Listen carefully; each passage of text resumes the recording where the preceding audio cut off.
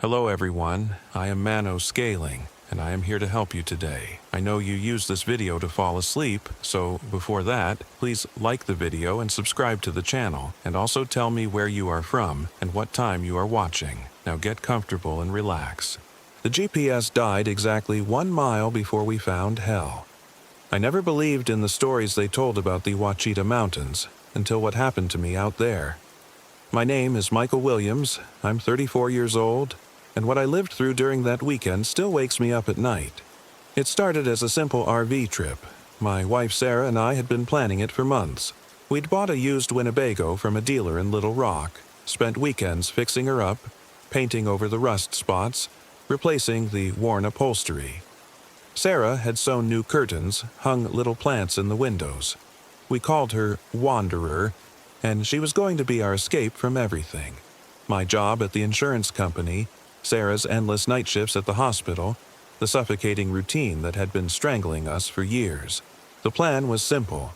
Drive deep into the Arkansas wilderness, find a secluded spot near Lake Ouachita, and spend 4 days completely disconnected. No cell service, no internet, no responsibilities. Just us, the woods, and a chance to remember why we'd fallen in love 12 years ago. We left Little Rock on a Thursday morning in September, the Winnebago loaded with supplies for a week. Sarah had made sandwiches, packed enough canned goods to survive a nuclear winter, and filled a cooler with beer and her famous potato salad. I'd brought my fishing gear, a stack of paperback thrillers, and a bottle of bourbon I'd been saving for a special occasion. The drive through Hot Springs was beautiful. Rolling hills covered in the first hints of autumn color, clear skies, perfect weather. Sarah had her feet up on the dashboard, singing along to some country song on the radio, her blonde hair catching the sunlight. For the first time in months, I felt genuinely happy, hopeful even. "Turn left at the next mile marker," Sarah said, consulting the paper map we'd bought at a gas station. She'd insisted on doing this old school. No GPS, no smartphones. Just us and the open road, the way people used to travel. The road started to narrow as we climbed into the mountains. Thick pine forests pressed in on both sides, broken occasionally by glimpses of distant ridges. We passed a few scattered cabins, a boarded-up general store, an old church with broken windows and a leaning cross. The kinds of places that made you wonder who still lived out here and why. "This is perfect," Sarah said, squeezing my hand. "Miles from anywhere." That should have been our first warning. We'd been driving the back roads for about 2 hours when we came to the turnoff. A dirt road marked only by a weathered sign that read, "Forest Service Road 447, 7 miles to lake access." The road looked rough, but the Winnebago was built for this kind of thing. We'd researched dispersed camping areas, knew that some of the best spots required a little off-road adventure. "You sure about this?" I asked, feeling the RV rock as we hit the first pothole. "Come on, Mike. When did you become such a worrier?" Sarah laughed and leaned over to kiss my cheek. "Besides, look at those trees. It's like driving into a fairy tale." She was right. The forest was beautiful in a wild, primordial way. Ancient oaks and towering pines created a canopy so thick that the afternoon light came down in scattered golden beams. Ferns carpeted the forest floor, and occasionally we'd catch glimpses of deer bounding through the underbrush. The road got progressively worse as we climbed deeper into the mountains. What had started as gravel became rutted dirt, then barely more than 2 muddy tracks. Tree branches scraped against the sides of the RV, and more than once I had to stop to move a fallen log out of our path. "Maybe we should turn around," I suggested after bottoming out in a particularly deep rut that made the dishes rattle in the cabinets. "We've come this far," Sarah said. "Besides, look." She pointed ahead to where the trees seemed to thin out. "I think we're almost there." 5 minutes later, we emerged into a clearing that took our breath away. A pristine lake stretched out before us, maybe a 1/4 mile across, surrounded by steep wooded hills. The water was so still it looked like black glass, perfectly reflecting the pine trees and the cloudless sky above. A small dock extended about 20 feet into the water, its weathered boards gray with age. "This is it," Sarah whispered. "This is perfect." I had to agree. It was like something from a postcard, completely isolated, breathtakingly beautiful. I couldn't believe we'd found such a perfect spot without even trying. We spent the next hour setting up camp. I leveled the RV using the hydraulic jacks while Sarah unrolled our outdoor carpet and set up the folding chairs. The silence was complete except for the gentle lap of water against the shore and the whisper of wind in the pine needles. No traffic, no neighbors, no civilization at all, just the two of us and the wilderness. As evening approached, I built a fire in the stone ring we found near the dock. Someone had been here before, but not recently. The ashes were cold and scattered with leaves. Sarah opened a bottle of wine, and we sat by the lake watching the sun sink behind the mountains, painting the water gold and red. "I could stay here forever," Sarah said, curled up against me in one of the camp chairs. "Me too," I said, and meant it. For the first time in years, I felt completely relaxed. The stress of work, of bills, of all our accumulated disappointments seemed as distant as the lights of Little Rock. We made love that night in the RV's tiny bedroom, with the windows open to let in the cool mountain air. Afterward, we lay tangled in the sheets, listening to the night sounds. Owls calling, branches creaking, the distant splash of what might have been a beaver or large fish jumping. "Did you hear that?" Sarah asked around midnight. "Hear what?" I thought I heard singing. I listened, but heard only the wind and water. "Just the wind, babe. Go back to sleep." But now that she'd mentioned it, I found myself lying awake, straining to hear. There was something in the sound of the wind through the trees, a quality that was almost musical, almost human, like voices singing in harmony, too distant to make out the words. I must have dozed eventually because I woke to Sarah shaking my shoulder. Pale morning light was seeping through the curtains. "Mike," she whispered urgently, "there's someone outside." I sat up, instantly alert. Through the thin walls of the RV, I could hear footsteps. Slow, deliberate, circling the vehicle. The steady crunch of leaves and twigs under boots. "Stay here," I whispered, reaching for the baseball bat I'd stowed under the bed. "I'll check it out." "No." Sarah grabbed my arm. What if it's someone dangerous?" The footsteps stopped. We held our breath, listening. 30 seconds passed. A minute. Nothing. Then, very gently, someone knocked on our door. 3 soft raps, almost polite. "Hello," I called out, trying to keep my voice steady. No answer. But after a moment, the knocking came again. 3 raps, identical to the first. I looked at Sarah. Her face was pale, eyes wide with fear. "Don't open it," she mouthed. But I was already moving toward the front of the RV, baseball bat in hand. Whatever was out there, I needed to know what we were dealing with. Through the small window in the door, I could see a figure standing about 10 feet away. Tall, wearing dark clothes, face hidden in shadow. "Can I help you?" I called through the door. The figure didn't respond, didn't move. It just stood there, perfectly still, as if waiting for something. I was about to say something else when Sarah screamed behind me. I spun around to find her pressed against the back wall of the RV, staring at the rear window. "There's another one," she whispered. I looked where she was pointing and felt my blood turn to ice. Another figure stood at the back window. Same height, same dark clothing, same unnaturally still posture. As I watched, it raised one hand and pressed it against the glass, leaving a smudge of what looked like mud or blood. "We need to get out of here," Sarah said, her voice rising toward panic. "Now!" I nodded, already moving toward the driver's seat. But when I looked out the windshield, my heart nearly stopped. There were more of them. At least 6 figures standing in a rough circle around our RV, all perfectly still, all facing us. "Mike?" Sarah's voice was barely a whisper. "What do they want?" I didn't answer because I didn't know, and because I just realized something that made my mouth go dry with terror. None of the figures had faces. Where their features should have been, there was only smooth, pale skin. I turned the key in the ignition and the engine turned over on the first try. Thank God. The figures didn't move as I put the RV in reverse and began backing away from the lake, but I could see their heads turning to follow our movement. "Hurry," Sarah urged, gripping the dashboard so hard her knuckles were white. I spun the wheel and pointed us back toward the dirt road.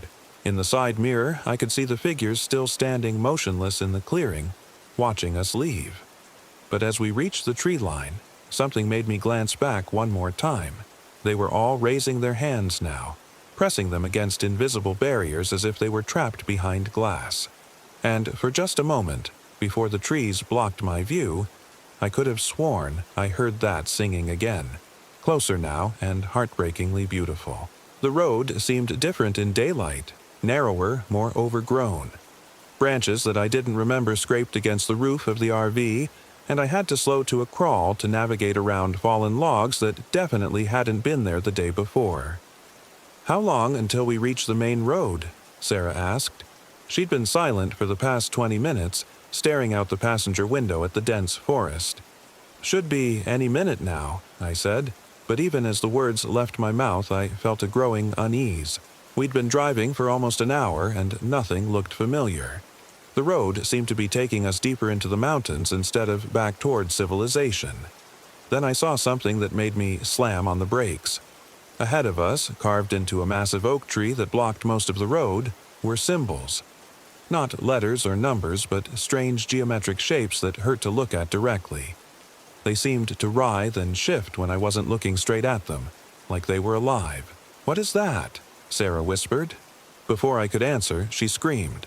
A face had appeared in the passenger window, one of the faceless figures from the lake, pressed up against the glass.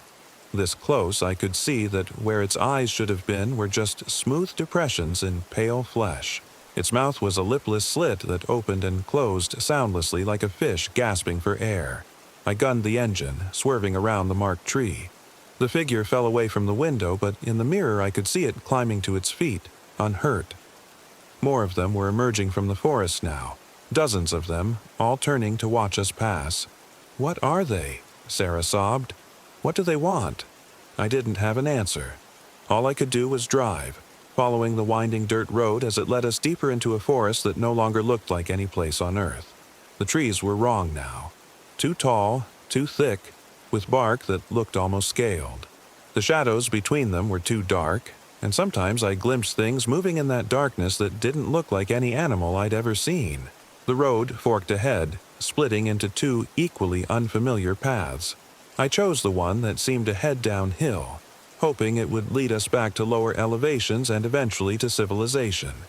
But after another 20 minutes of driving, we came to another fork, and another. "We're lost," I said finally, pulling over in a small clearing. "I don't recognize any of this." Sarah pulled out the paper map, spreading it across her lap. She studied it for several minutes, her frown deepening. "This doesn't make sense," she said finally. "According to this, we should have hit Highway 270 15 minutes ago. But there's no highway here. There's nothing here." I looked at the map over her shoulder. She was right. The area we'd driven through showed numerous roads, towns, even a state park. But we hadn't seen any of those things. It was as if we'd somehow driven off the edge of the known world. "Maybe the map is wrong," I suggested, though I didn't believe it myself. "Government survey maps aren't wrong, Mike."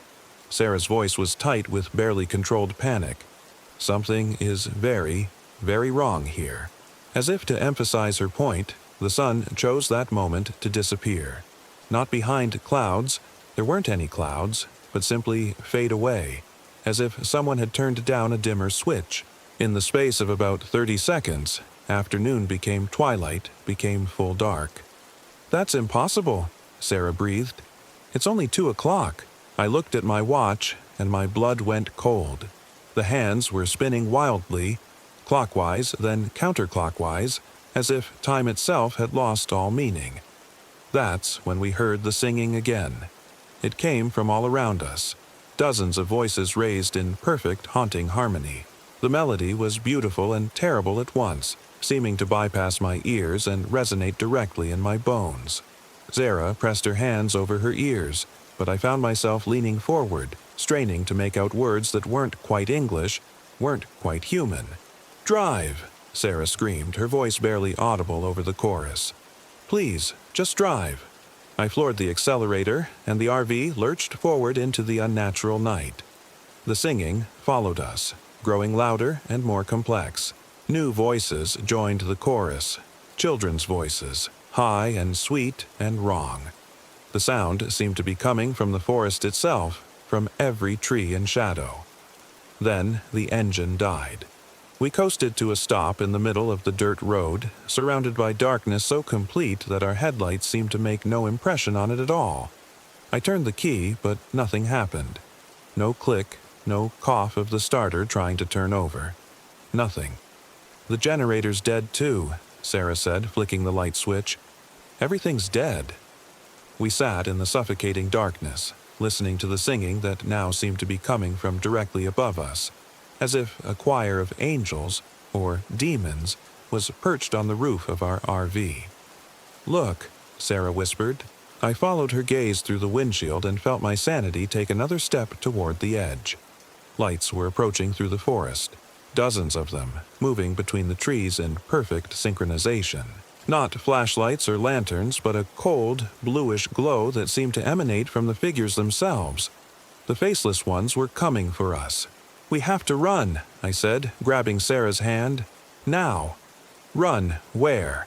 We don't even know where we are." "Anywhere but here." I yanked open the RV door and we stumbled out into the night. The air was wrong, too thick, tasting of copper and decay. The singing was louder now, seeming to come from the very ground beneath our feet. "This way," I said, pulling Sarah toward what I hoped was a gap between two of the approaching lights. We crashed through the underbrush, branches tearing at our clothes and skin. Behind us, I could hear the RV door slamming open and closed, as if something was searching through our belongings. We ran blindly through the forest, guided only by adrenaline and terror. Twice Sarah fell, and twice I hauled her back to her feet. The lights seemed to be everywhere now. Ahead of us, behind us, on all sides.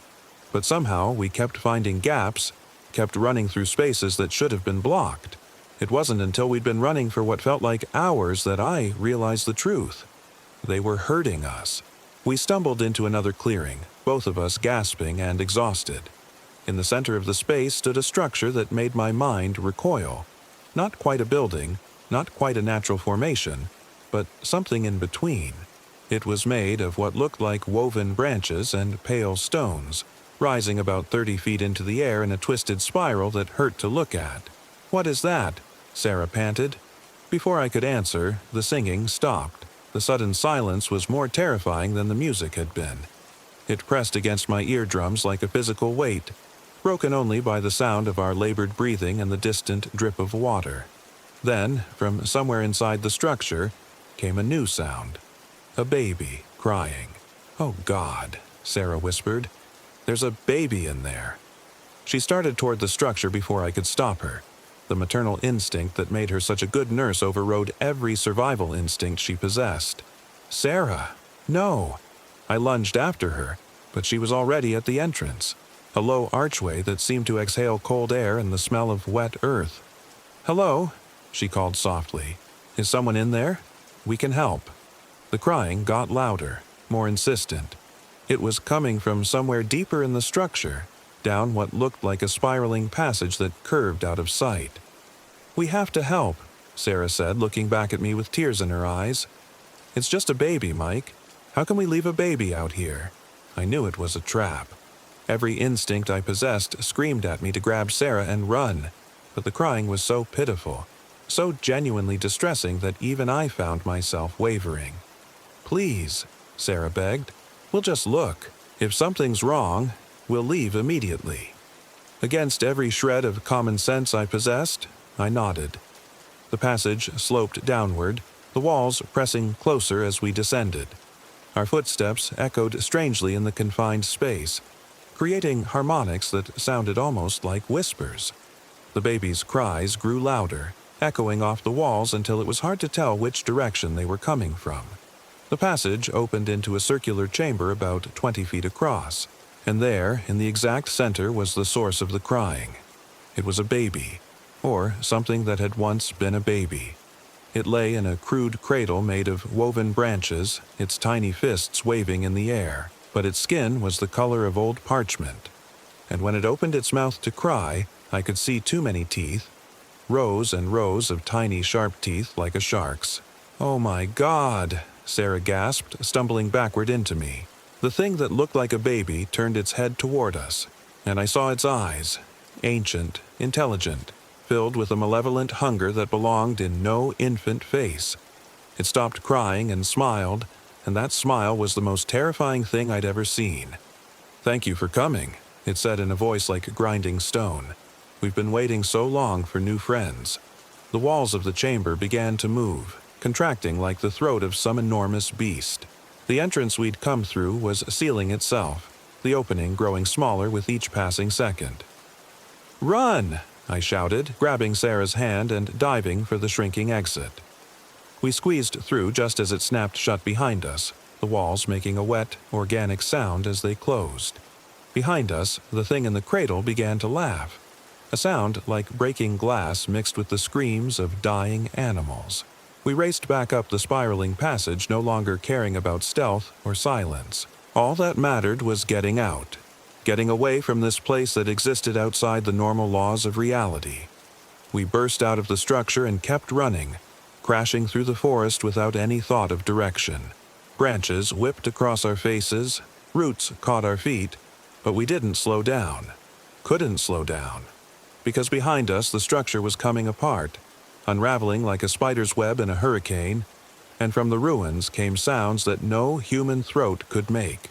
We ran until our lungs burned and our legs gave out, finally collapsing beside what looked like a small stream. In the faint starlight, I could see Sarah's face, pale, streaked with tears and dirt, her eyes wide with shock. "What was that thing?" she gasped. "That wasn't human. That wasn't—" "I don't know," I said, though I was beginning to have a horrible suspicion. The symbols on the tree, the faceless figures, the impossible geography. It all pointed to something my rational mind refused to accept. We'd driven into somewhere that wasn't quite part of our world. A place where different rules applied, where things that should have been myth and nightmare walked freely under impossible stars. "We have to find the RV," I said. "It's our only way out." "What if it won't start? What if those things—" "Then we fix it. We do whatever we have to do to get out of here." The journey back to the RV took 3 hours by my watch. Though time seemed meaningless here, we followed the stream until it led us to a familiar-looking dirt road, then followed that until we found our vehicle sitting exactly where we'd left it. The faceless figures were gone, but they'd left signs of their presence. Muddy handprints covered every window, and the door hung open, moving gently in the breeze. Our belongings were scattered around the clearing, clothes, food, camping gear, as if something had gone through everything we owned, looking for something specific. "What were they searching for?" Sarah whispered. I shook my head, stepping carefully over our scattered possessions to reach the driver's door. The keys were still in the ignition where I'd left them. I held my breath and turned them. Nothing, not even a click. "The battery," I said, popping the hood. Maybe they disconnected the battery. But when I looked under the hood, my blood turned to ice. The battery was there, and all the connections looked normal. But every piece of metal, the engine block, the alternator, the battery terminals, was covered in the same strange symbols we'd seen carved into the tree. "They're burned in," Sarah said, running her finger over one of the symbols on the radiator. Like they were branded. I tried the ignition again, and this time I got a response. But not the one I wanted. The engine coughed to life, but instead of the steady rumble of a healthy motor, it made sounds that didn't belong in any machine. Grinding, scraping, almost organic sounds, as if something alive was trapped in the engine block. But it was running. Whatever those things had done to our RV, it was still mobile. "Get in," I told Sarah. "We're leaving, now." She didn't argue. We climbed into the cab and I put the vehicle in drive, following the dirt road back the way we'd come. The engine continued to make its disturbing noises, and every few minutes one of the gauges would spike into the red zone before dropping back to normal. But we were moving, putting distance between us and that horrible clearing with its impossible structure and its thing that wore the shape of a baby. The road seemed different again, shorter somehow, as if the forest was eager to be rid of us. Within an hour, we saw the first encouraging sign: a rusty mailbox beside a driveway that led to a small cabin. Then another cabin and another. Signs of human habitation in a world that had begun to follow recognizable rules again. "There," Sarah said, pointing ahead to where the dirt road intersected with honest-to-God asphalt. "Highway 270. We made it." But as I turned onto the paved road, I glanced back one more time at the forest we were leaving behind. For just a moment, I could have sworn I saw them. Dozens of pale figures standing just inside the tree line, watching us go. Not following, just watching. And that singing started up again, so faint I might have imagined it.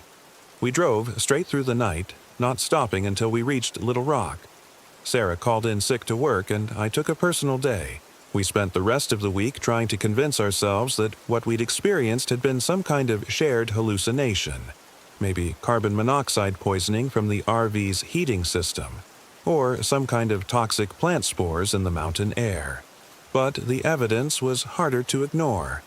Every piece of metal in the RV bore those burned-in symbols, and no amount of scrubbing or grinding could remove them. The engine continued to make sounds that no mechanic could explain, though it ran normally enough to get us home. Strangest of all was what we found when we developed the roll of film from Sarah's camera. Most of the pictures were normal, shots of the scenery during our drive, photos of each other setting up camp. But the last few frames showed things that made my skin crawl. There was a photo of our campsite taken from inside the forest, showing Sarah and me sitting by the fire, unaware that we were being watched. Another showed the interior of the RV at night, taken from outside through a window, both of us clearly visible sleeping in the bed. And the final photo, taken from an impossible angle high above the trees, showed our RV in the clearing surrounded by dozens of pale figures. At first glance, they looked like the faceless ones we'd encountered. But when I examined the photo with a magnifying glass, I realized the horrible truth. They all had faces, human faces. The faces of people who had probably driven into those mountains just as we had, looking for a peaceful weekend in the wilderness.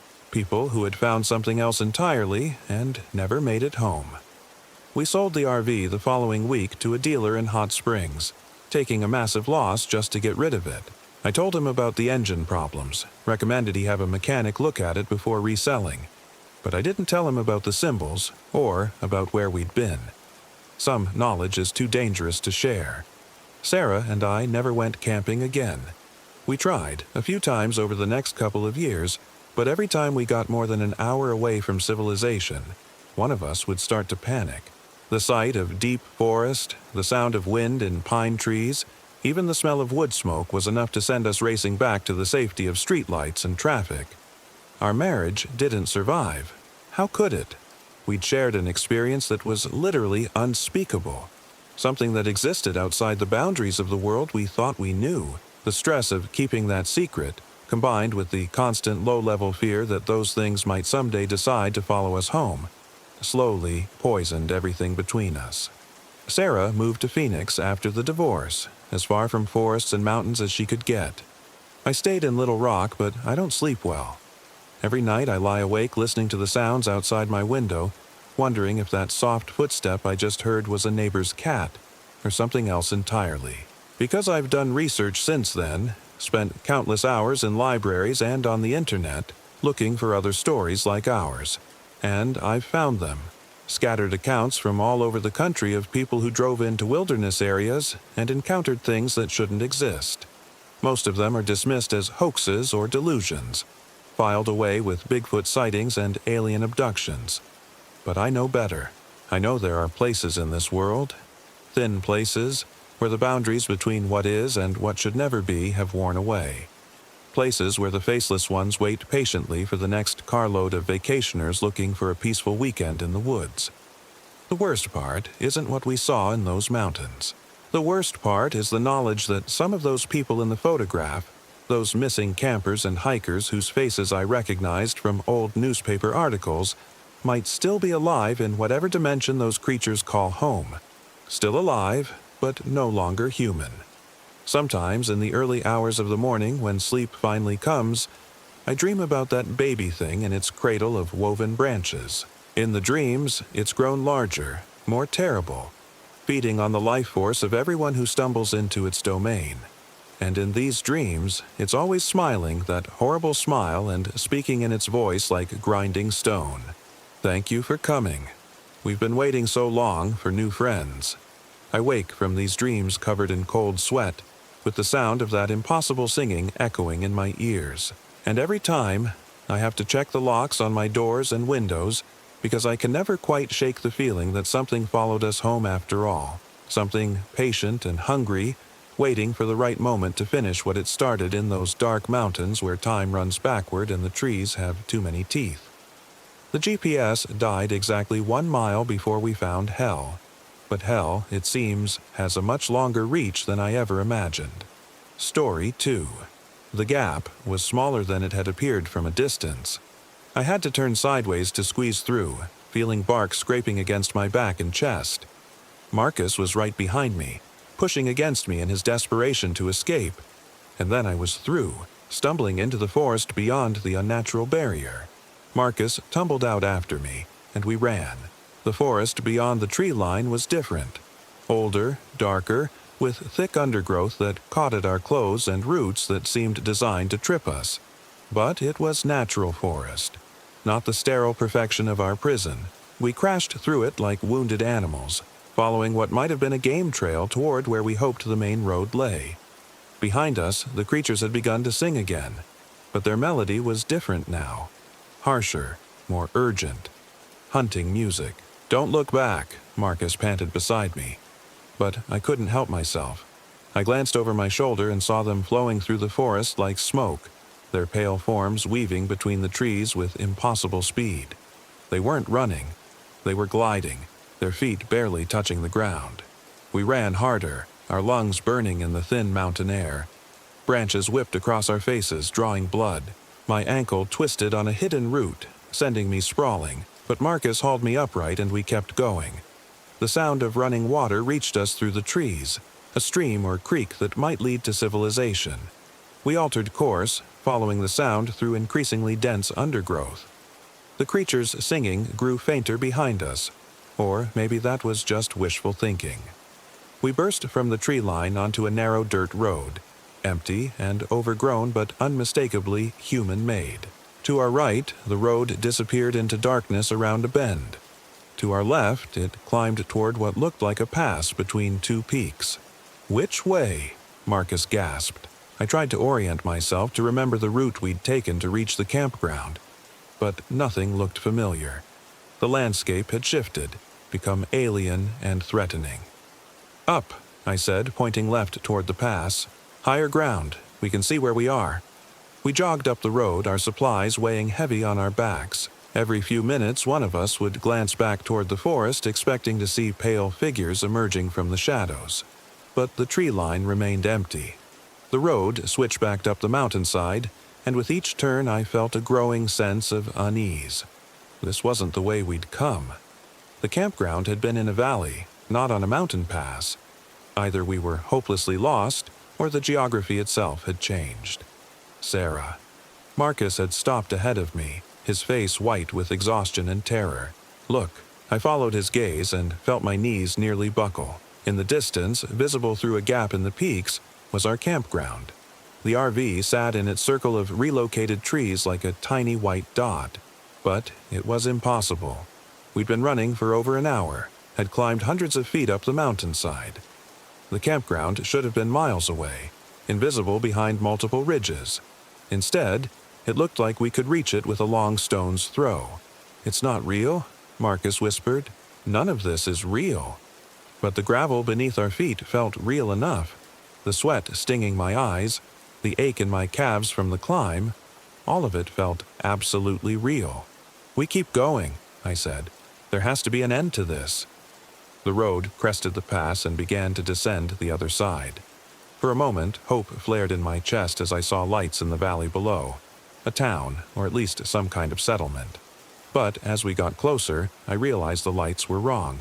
They flickered and danced like fireflies, but they were too large. too bright, and they were moving in patterns that hurt to follow with the naked eye. "We can't go down there," Marcus said. I knew he was right. Whatever was waiting in that valley, it wasn't help. It was another trap, another impossibility designed to break our minds. So, what do we do? Marcus was quiet for a long time, staring down at the dancing lights. When he finally spoke, his voice was calm with the kind of acceptance that comes after despair. "I think we have to go back. Back to the campground. To those things. I think that's what they want. For us to run. To exhaust ourselves. To drive ourselves crazy trying to escape from something that can't be escaped." I wanted to argue, to insist that there had to be another way. But as I looked around at the alien landscape, mountains in the wrong places, roads that led nowhere, lights that moved like living things, I realized he might be right. "What do they want from us?" I asked again. "I don't think they want to hurt us," Marcus said slowly, working through the thought. "They want to understand us, to become us. Maybe if we stop running, if we face them." He didn't finish the sentence, but I understood. Maybe if we stopped being prey, they'd stop being predators. The walk back down the mountain was the longest of my life. Every instinct screamed at me to run, to hide, to fight. But I forced myself to walk slowly, deliberately, back toward the thing that terrified me most. The campground looked different in the afternoon light. The circle of trees seemed less threatening, more like a natural grove. The RV sat peacefully in the center, our belongings scattered around it where we'd dropped them in our panic. And standing beside it, waiting for us, was a single figure. It was taller than the others, more human in its proportions, but its skin held that same translucent quality. As we approached, it raised one hand in what might have been greeting. "You came back," it said, and this time it used its own voice instead of imitating ours. The sound was like wind through leaves, musical but alien. "What do you want from us?" I asked for the third time. "To learn," it replied. "Your kind passes through our realm so rarely. Usually they flee and we learn nothing. But you chose to return." "What's your realm?" Marcus asked. The creature gestured around us, taking in the forest, the mountains, the impossible geography. "This place between, where your world touches ours. We have been here since before your kind walked upright, watching, learning, trying to understand. And the others, the ones that look like us? Learning, as I said. They try to copy your forms, your sounds, your patterns of thought. But they are crude copies. They lack understanding." I thought of the pale faces in the trees, the perfect mimicry that had been just wrong enough to horrify rather than fool. "What do you really want?" I pressed. The creature was quiet for a long moment, and when it spoke again, there was something almost sad in its voice. "We want to know what it feels like to be you, to love, to fear, to hope, to know that your existence is brief and fragile. We are eternal, unchanging. We do not understand why your kind fights so hard to preserve something so temporary, because it's all we have," Marcus said quietly. "Yes," the creature agreed. "That is what we wish to understand, what it means to have everything depend on such a small flame of consciousness." I looked around at the other creatures that had begun emerging from the trees. They no longer seemed threatening, just curious, like children watching adults perform some incomprehensible ritual. "If we help you understand," I said, "will you let us go?" "We will not keep you," the creature replied. "But understanding, that may require sacrifice." "What kind of sacrifice?" The creature stepped closer and I caught that scent again. Organic, green, like fresh earth after rain. "One of you must stay, must teach us directly what it means to be human. The other may go, may return to your world and live out their brief, bright existence." Marcus and I looked at each other. I saw my own thoughts reflected in his eyes. This was the choice we'd been running from all along. Not the choice of whether to leave the forest, but which of us would pay the price for our freedom. "How long?" Marcus asked. "Until we understand. Until we have learned what we need to know. It could be days. It could be forever. I'll stay, Marcus said immediately. No, I said. I will. Sarah, I'm the one who wanted this trip. I'm the one who picked this place. This is my fault. That's not how it works, Marcus said, and for the first time in months his voice held all the love that had gotten buried under work stress and marriage counseling. We're in this together. The creature watched our argument with what might have been fascination. You would both sacrifice yourselves for the other. Of course, I said. Of course, Marcus echoed. This is what we wish to understand, the creature said softly. This willingness to suffer for another. We have observed it in your kind, but we do not feel it ourselves. The other creatures had formed a loose circle around us, all watching with those two wide eyes, but they no longer seemed hostile. If anything, they looked almost reverent, as if they were witnessing something sacred. There may be another way, the creature said slowly, if you are both willing to share the experience, to let us understand through both of you, briefly, before you return to your world. What does that mean? I asked. We touch your minds. We experience what you experience, feel what you feel, for both of you, together. But the process, it may change you. You may not return as the same people who entered our realm.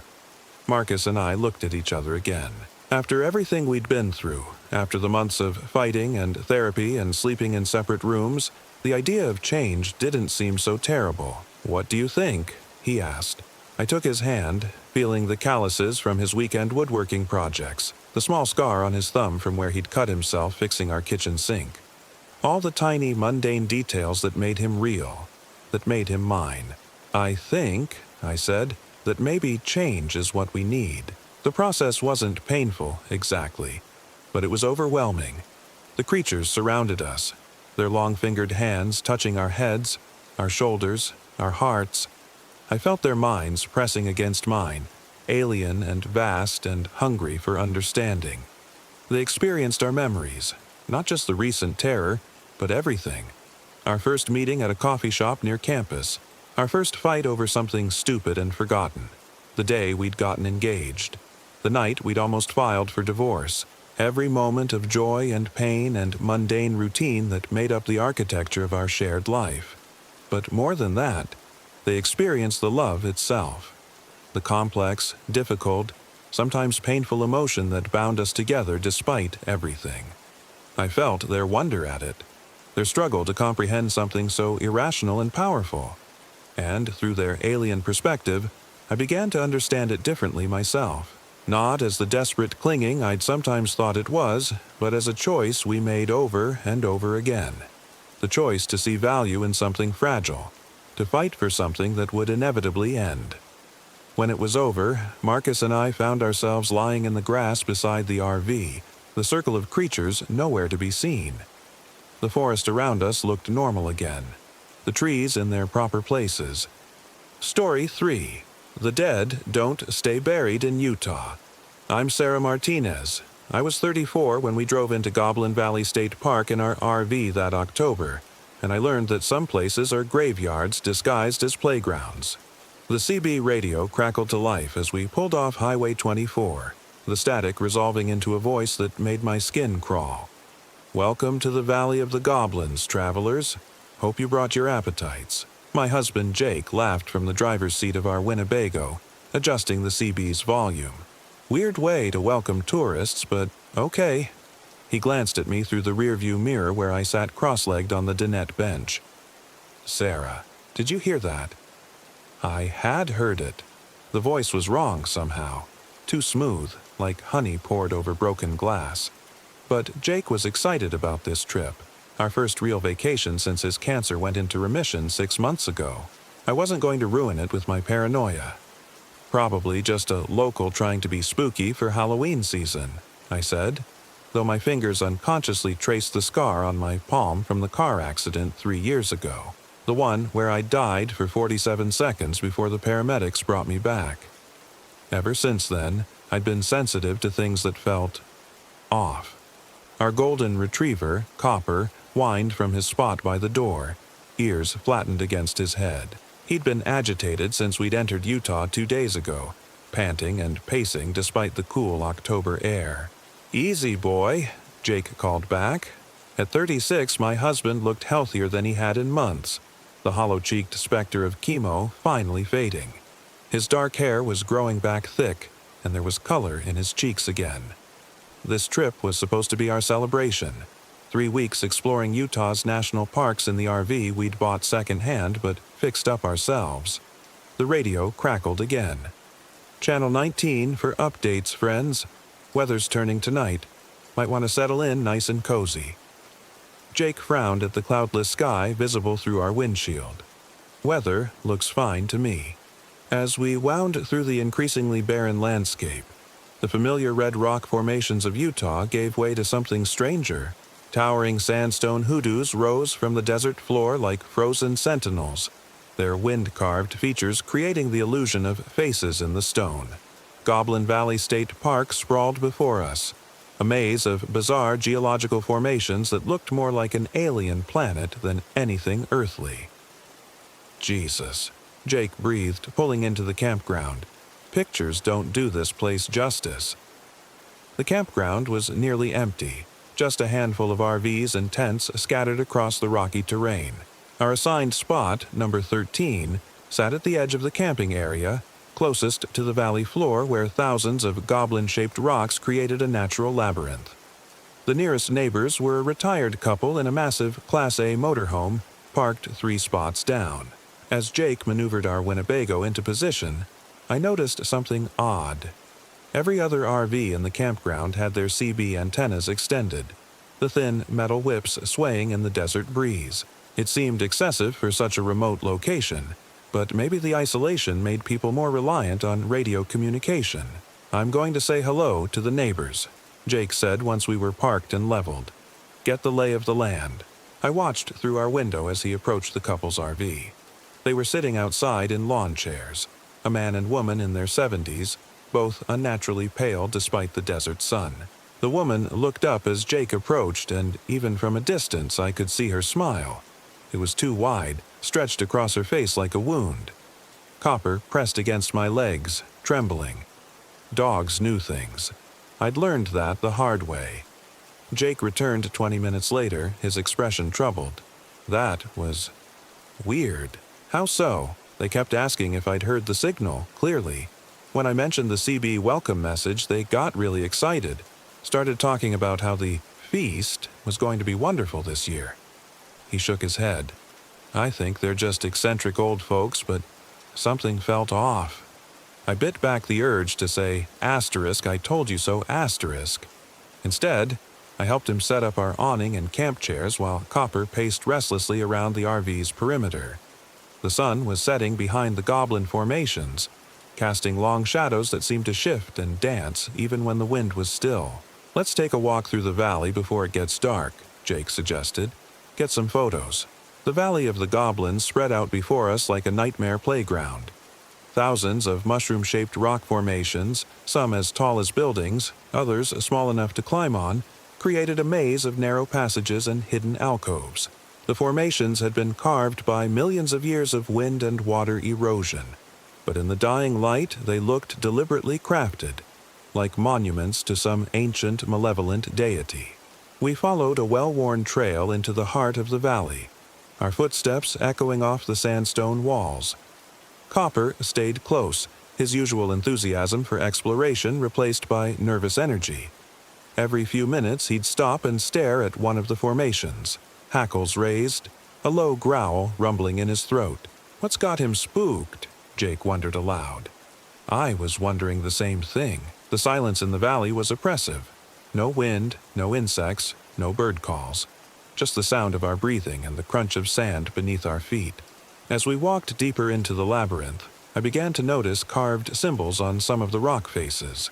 Not ancient petroglyphs, but fresh marks, angular and deliberate. "Jake," I called, pointing to a series of marks on a particularly large goblin. "Look at this." He examined the symbols, a mixture of straight lines and curves that seemed to form letters, though not in any alphabet I recognized. "Probably just kids goofing around," he said, but his voice lacked conviction. As we rounded a bend in the trail, we came upon a clearing where someone had arranged dozens of smaller rocks in concentric circles. At the center sat a cairn about 4 feet tall, its stones stacked with mathematical precision. Fresh offerings surrounded the base, wildflowers that shouldn't have been blooming in October, pieces of raw meat that should have been crawling with flies but weren't, and small animal bones arranged in intricate patterns. "We should head back," I said, the familiar chill of wrongness crawling up my spine. But Jake was already approaching the cairn, camera in hand. "This is incredible. Some kind of folk art installation."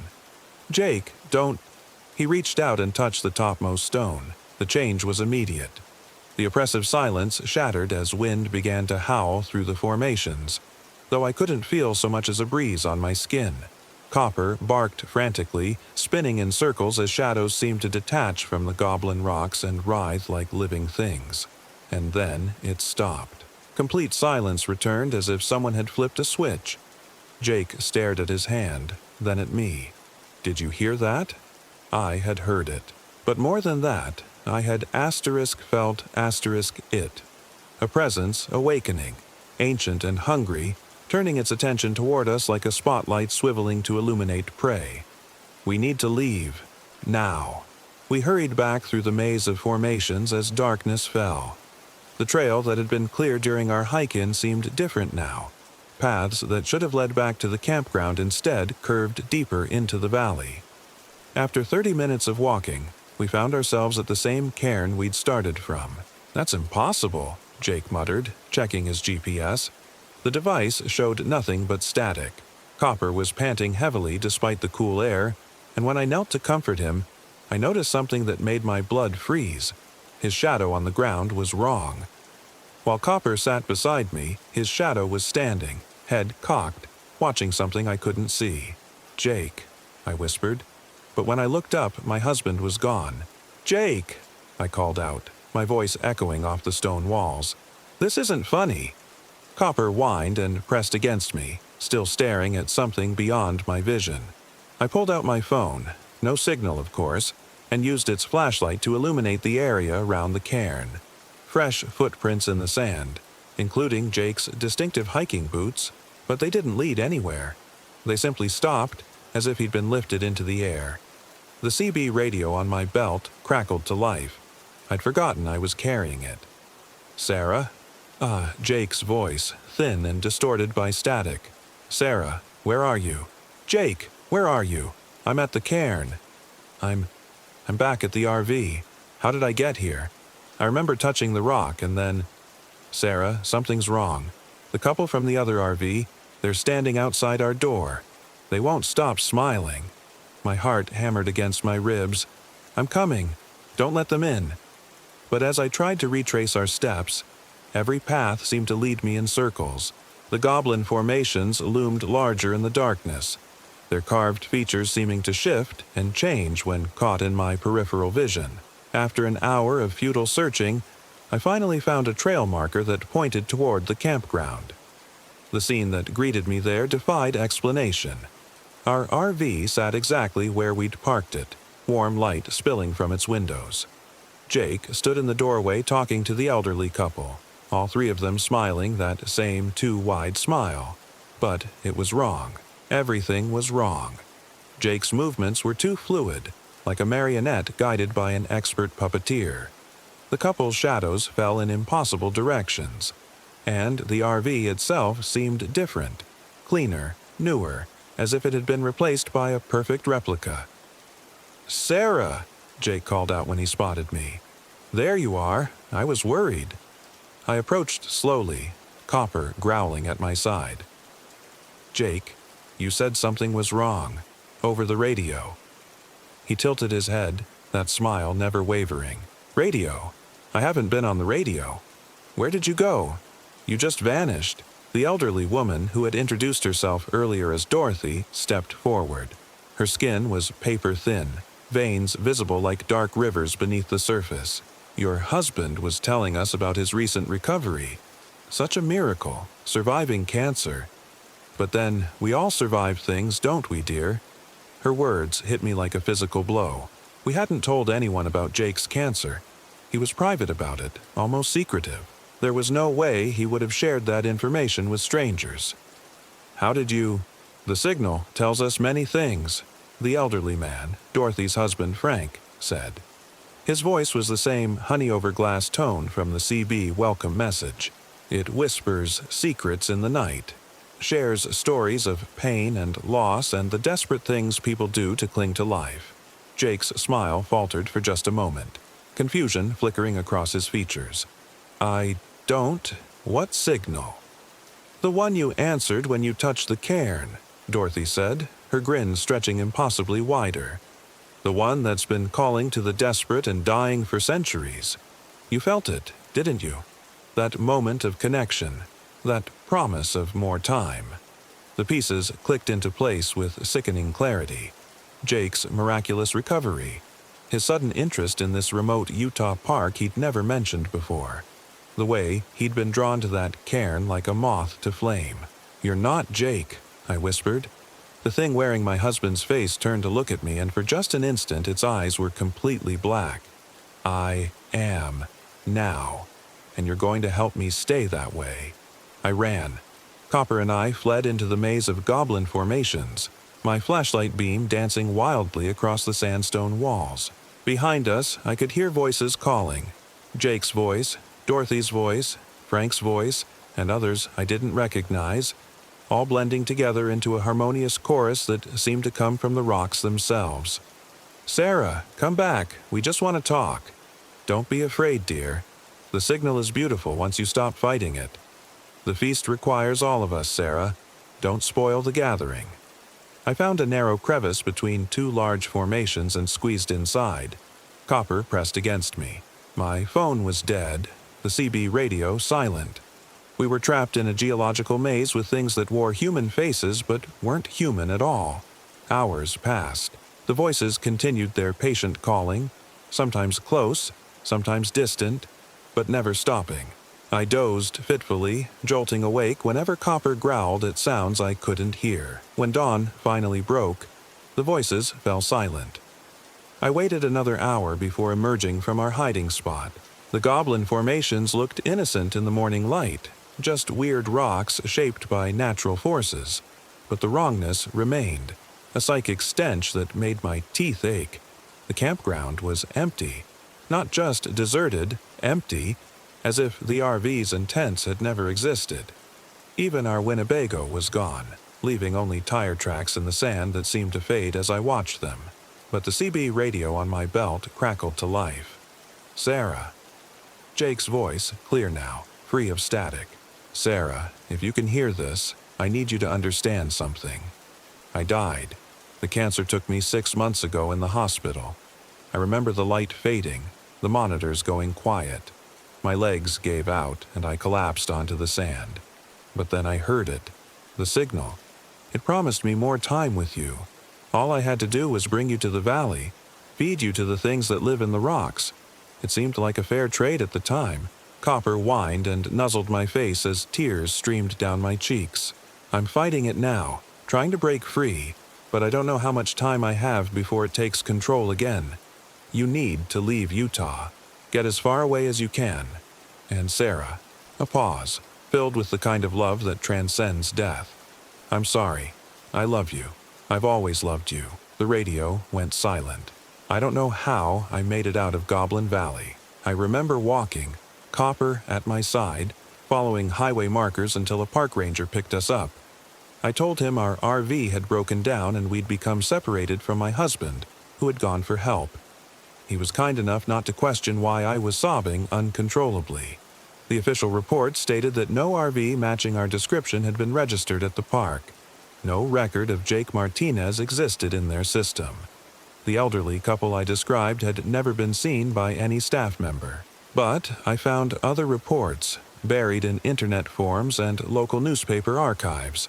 Stories going back decades about people who visited Goblin Valley and came back wrong. Spouses who claimed their partners had died years earlier. Children who insisted their parents were strangers wearing familiar faces. And always the CB radio broadcasts. welcoming messages that lured the desperate deeper into the valley where ancient things waited to trade borrowed time for fresh sustenance. I never found Jake's body. I never found our RV. But sometimes, late at night, I pick up CB chatter on Channel 19, voices calling out across the desert, welcoming new travelers to the Valley of the Goblins. And occasionally, I hear Jake's voice among them.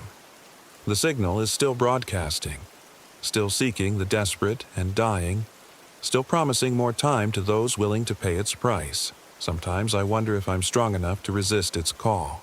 Because the truth is, I miss Jake so much that eternal servitude in a Utah rock garden seems like a fair trade for one more day in his arms, even if those arms no longer belong to him. The CB radio sits on my kitchen counter now, permanently tuned to Channel 19, waiting. And every October when the desert wind blows just right, I hear it clearly. Welcome to the Valley of the Goblins, Sarah. Your table is waiting. I'm still in Colorado, still trying to decide whether to drive south. Copper died last winter.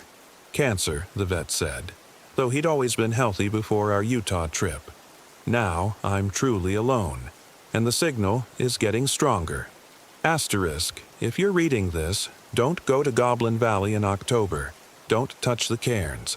And if someone you love comes back from the desert changed, remember, the dead don't stay buried in Utah. Asterisk, they just learned to smile.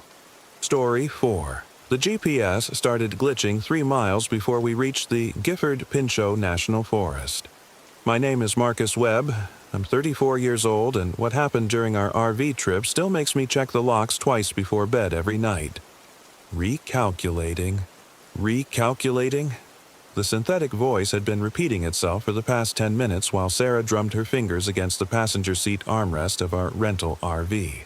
Behind us, Jake and Melissa were playing cards at the dinette, their laughter a sharp contrast to the mounting tension in the cab. Maybe we should turn around, Sarah said, watching the pine trees grow thicker along the narrow Forest Service road. This doesn't feel right. I should have listened to her. Sarah had always been intuitive about these things. The way she'd suddenly refuse to enter certain buildings, or how she'd grip my arm when we passed strangers who looked perfectly normal to me. But I was stubborn, and we'd driven 4 hours from Portland to get here. The campground's just ahead, I said, though the truth was I hadn't seen a single road sign for the past 20 minutes. The GPS showed us as a blue dot floating in an ocean of green, no roads marked anywhere.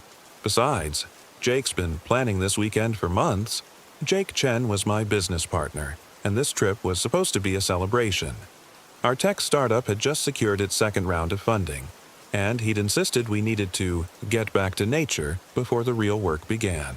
He'd rented this massive Class A motorhome, a 40-foot beast with slide-outs and a satellite dish that cost more per day than my mortgage payment. "I found it," Melissa called from the back, her voice bright with artificial cheer. She'd been trying too hard to fit in all weekend, desperate to make a good impression on Jake's friends. They'd only been dating for 2 months.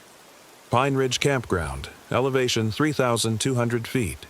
Says here it has full hookups and... Oh, her voice faltered. What? Sarah twisted around to look. It says seasonal closure October through March. But it's November. Jake leaned forward, peering over Melissa's shoulder at her phone. That's probably outdated. These websites never get updated. Trust me, I called them last week. I caught Sarah's eye in the rearview mirror. She was chewing her bottom lip, which she only did when she was really worried.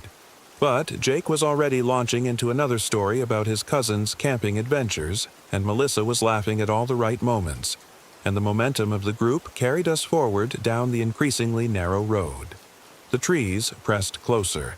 Douglas firs and western hemlocks formed a cathedral ceiling above us, blocking out most of the afternoon light.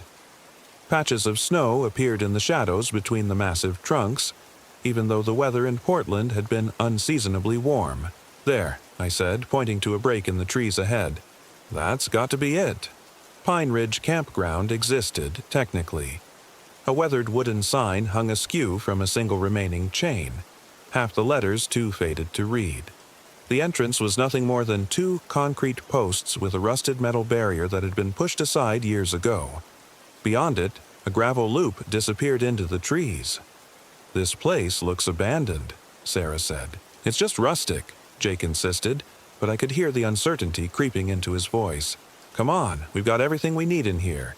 Generator, propane, full water tanks. We could camp in a parking lot if we had to." The campground had 12 sites arranged in a rough oval, each with a concrete picnic table and what had once been a fire ring. Tree branches had grown through the metal rings, lifting some completely off the ground and splitting others in half. The electrical pedestals were dark, their breaker boxes hanging open like gaping mouths. I pulled into Site 7, the only one where I could maneuver the RV without scraping tree branches.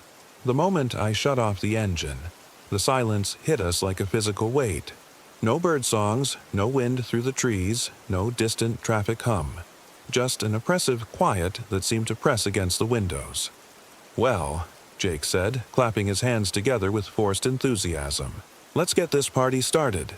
We spent the next hour setting up, extending the slide-outs, connecting the generator, arranging lawn chairs around a makeshift fire pit Jake built from stones he found scattered around the site. Melissa gathered firewood while Sarah unpacked groceries, both women working with the kind of focused intensity that meant they were trying not to think about where we were. The sun was setting by the time we got the fire going, painting the trees in shades of orange and red that should have been beautiful, but somehow felt ominous. I'd found a bottle of bourbon in the RV's cabinet, and we were all drinking more than we normally would, using alcohol to dull the edge of unease that none of us wanted to acknowledge. "So, what's the plan for tomorrow?" Melissa asked, settling into Jake's lap on his lawn chair. "Hiking? Fishing?" "There's supposed to be a lake about 2 miles north of here," Jake said, consulting the paper map he'd brought as backup when the GPS failed. "Mirror Lake. Great trout fishing, according to the guidebook." "Is it marked on the map?" Sarah asked. Jake frowned, tilting the map toward the firelight. "Well, not exactly, but the guidebook definitely mentioned it." "What guidebook?" I asked. "HM." Jake's frown deepened. "You know, I can't remember where I put it. Must be somewhere in the RV." The fire popped, sending up a shower of sparks, and we all jumped. That's when I first heard it. A low electronic hum coming from somewhere beyond the tree line. It was barely audible, just at the edge of perception, like tinnitus or the sound of old fluorescent lights. "Anyone else hear that?" I asked. We all fell silent, listening. The humming continued for maybe 30 seconds, then stopped. "Probably just the generator," Jake said, though our generator was clearly visible 20 feet away, purring quietly to itself with a completely different sound. "Maybe there's cell service up here after all," Melissa said, pulling out her phone. "Could be a tower nearby." She frowned at her screen. "Weird. I've got 4 bars, but nothing's loading." We all checked our phones. Same thing. Full signal strength, but no data. Calls wouldn't connect, texts wouldn't send, and websites hung on loading screens indefinitely. "That's unusual," Sarah said. "Probably just network congestion," Jake said, but his voice lacked conviction. "Rural towers get overloaded easily." The humming started again, closer this time. It seemed to come from multiple directions at once, creating a disorienting stereo effect that made it impossible to pinpoint the source. This time it lasted almost a full minute before cutting off abruptly. "Okay, that's definitely not the generator," I said. "Could be a research station," Jake suggested. "The Forest Service does all kinds of monitoring out here. Air quality, wildlife tracking, that sort of thing." It was a reasonable explanation, and we all grabbed onto it gratefully. We spent the next hour talking about work, about the startup, about anything except the strange sounds in the woods. The bourbon helped, and soon we were laughing at Jake's impression of our stuffiest investor, the same guy who'd insisted on a synergistic value proposition for our user interface. But as the fire died down and the darkness pressed closer, the silences between our conversations grew longer. Every few minutes, one of us would glance toward the trees, listening for that humming sound. "I think I'm going to turn in," Melissa said around 10 o'clock. "Long day tomorrow." She kissed Jake goodnight and headed into the RV. Sarah stood up, brushing ashes off her jeans. "I'll be right behind you," she told me, then leaned down to whisper in my ear. "Something's wrong here, Marcus. I want to leave first thing in the morning." I caught her hand as she started toward the RV. "What kind of wrong?" She glanced around the campsite, then back at me. "It feels like we're being watched." After she went inside, Jake and I sat in uncomfortable silence, poking at the dying coals with sticks. The bourbon had worn off enough for sobriety to creep back in, bringing with it the full weight of our isolation. "She's right, you know," Jake said suddenly. "About what?" "About being watched. I keep seeing movement in my peripheral vision, shadows that don't match the trees. I'd been seeing the same things but hadn't wanted to admit it. Dark shapes that seemed to shift and flow just beyond the reach of our firelight, always disappearing the moment you looked directly at them." "Probably just animals," I said. "Deer, maybe. Or elk. Yeah, maybe." Jake stood up, stretching. "But I'm going to sleep with the doors locked tonight." I was about to respond when the humming started again. This time it was much louder, and it wasn't coming from the forest. It was coming from above. We both looked up. Through the gap in the canopy, I could see stars. More stars than should have been visible through the light pollution of the Pacific Northwest. But there was something else up there, too. A faint, pulsing glow that seemed to move in slow, deliberate patterns. "What the hell is that?" Jake whispered. The glow brightened for a moment, revealing what looked like geometric shapes, triangles and hexagons that shifted and reconfigured themselves against the star field. Then it faded, taking the humming with it. "Weather balloon," I said automatically, though I didn't believe it. "Marcus." Jake's voice was tight. "Weather balloons don't make geometric patterns." We stood there for another few minutes, necks craned toward the sky, but the lights didn't return. Eventually, Jake muttered something about getting some sleep and headed into the RV. I stayed outside long enough to scatter the coals and make sure the fire was completely out, all the while fighting the feeling that something was watching me from the darkness beyond our campsite. The RV felt cramped after the openness of the outdoors, but also reassuringly solid. Sarah was already asleep in the bedroom, curled up on her side with her back to me. I could hear Jake and Melissa talking in low voices from the convertible dinette bed, though I couldn't make out the words. I just started to drift off when Sarah's phone buzzed on the nightstand. She mumbled something and rolled over, reaching for it. In the glow of the screen, I saw her frown. "That's weird," she whispered. "What?" "Text from my sister. Says she's been trying to call me all day because of the news." "What news?" Sarah's thumb moved across the screen, then stopped. It won't load. The message just says, "About Pine Ridge," and then cuts off. A chill ran down my spine. When did she send it? 2 hours ago. Sarah showed me the timestamp. "But Marcus, my sister lives in Boston. She wouldn't know anything about where we are. Unless she'd been watching the news, I thought but didn't say. Unless something had happened here before, something bad enough to make the national news." "Probably just a coincidence," I said. But I was already reaching for my own phone. I had 17 missed calls. From my brother in Seattle, from our employees, from investors, all within the past 3 hours. None of the voicemails would play.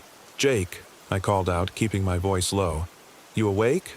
"Unfortunately, yes. You guys getting weird messages too?" "How many missed calls?" 23, plus about 40 texts that won't load."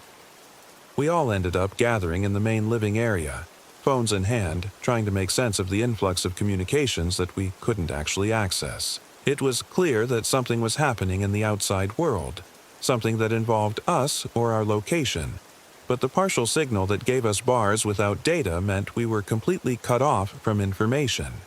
"This is really starting to freak me out," Melissa said. She was sitting close to Jake, gripping his hand. "What if there's an emergency? What if someone's hurt?" "We'll head back first thing in the morning," I said.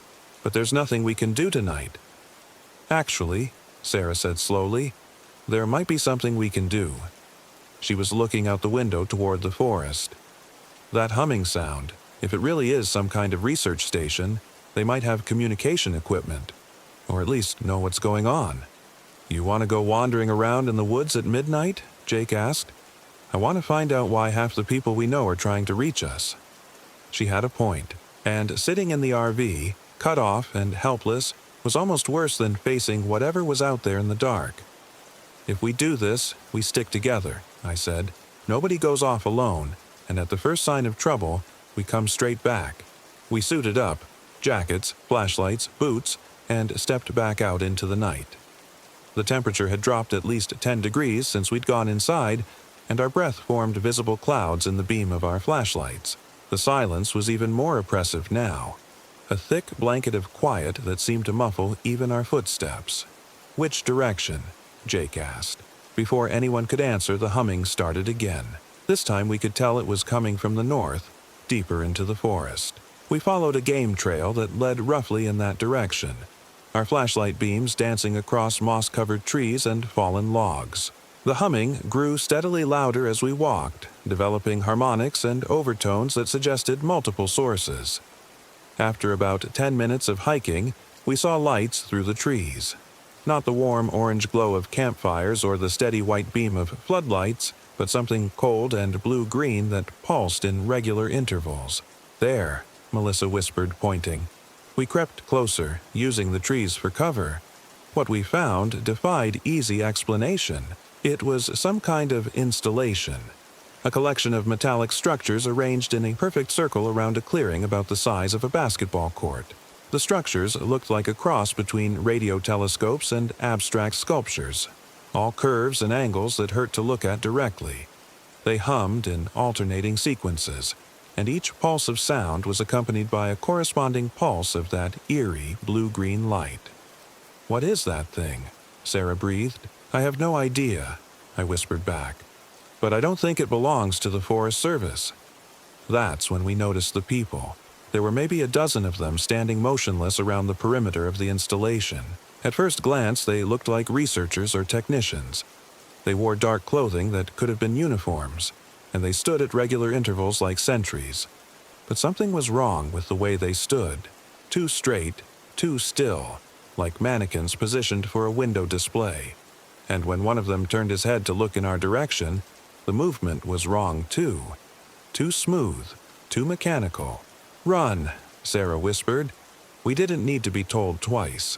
We crashed through the underbrush, no longer caring about stealth, our flashlight beams swinging wildly as we stumbled over roots and branches. Behind us, I could hear the sound of pursuit.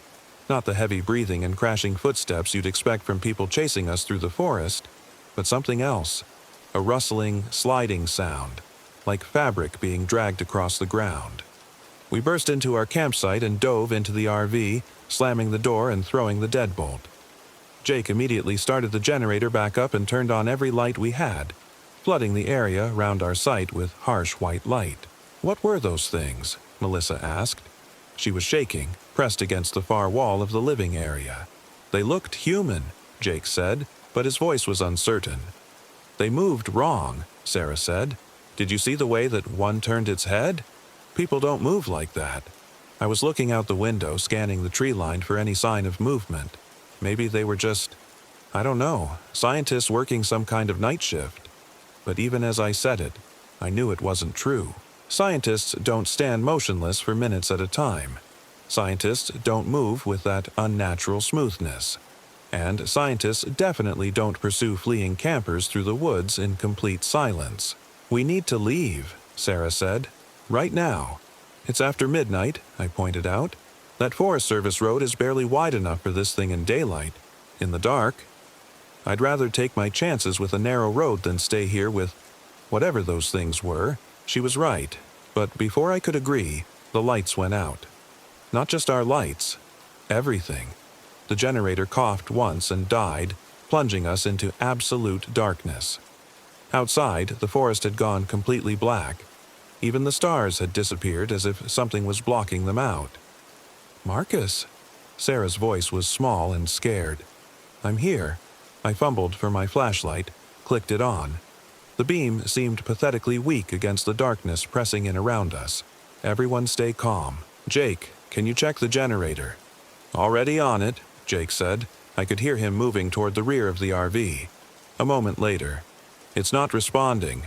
Everything looks normal, but it's completely dead. Backup batteries? Should have kicked in automatically, but look, He pointed to the control panel. Every LED that should have been glowing was dark. It's like something drained all the power at once.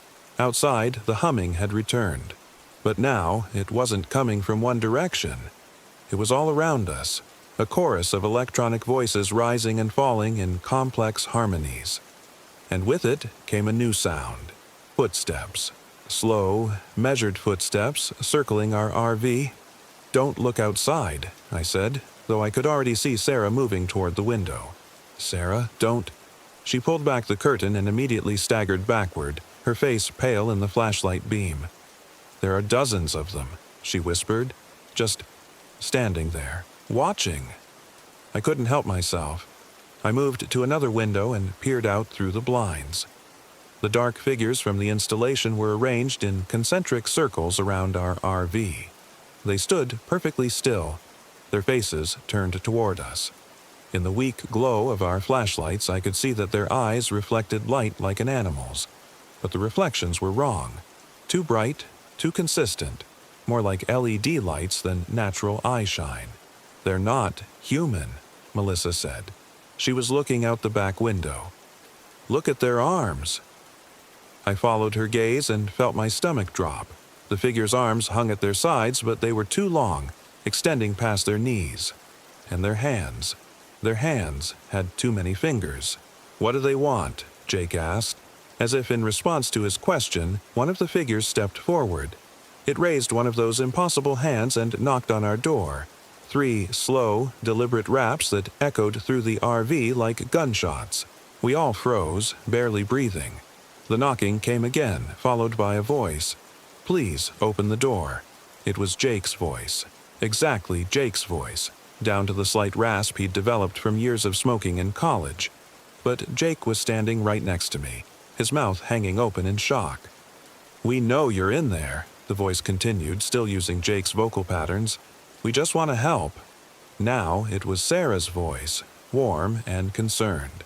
But Sarah was gripping my arm so tightly I could feel her fingernails through my jacket. "There's been an accident," my own voice said from outside. "Your families are worried about you." "Don't listen to it," I whispered, though hearing my own voice speaking words I hadn't said was almost overwhelming. The voices multiplied. Soon there was a chorus of us outside, Jake and Sarah and Melissa and me, all talking at once, pleading and cajoling and demanding that we open the door. They knew things about us, personal things. My voice mentioned the fight Sarah and I had had about buying a house. Sarah's voice brought up Jake's fear of commitment. Jake's voice talked about my recurring nightmares. "How do they know that stuff?" Melissa asked, tears streaming down her face. "I don't know," I said, but I was starting to have a terrible suspicion. The phones, all those missed calls and messages. What if whatever was out there hadn't just been blocking our communications? What if it had been monitoring them, learning from them? "We need to get out of here," Sarah said, "right now."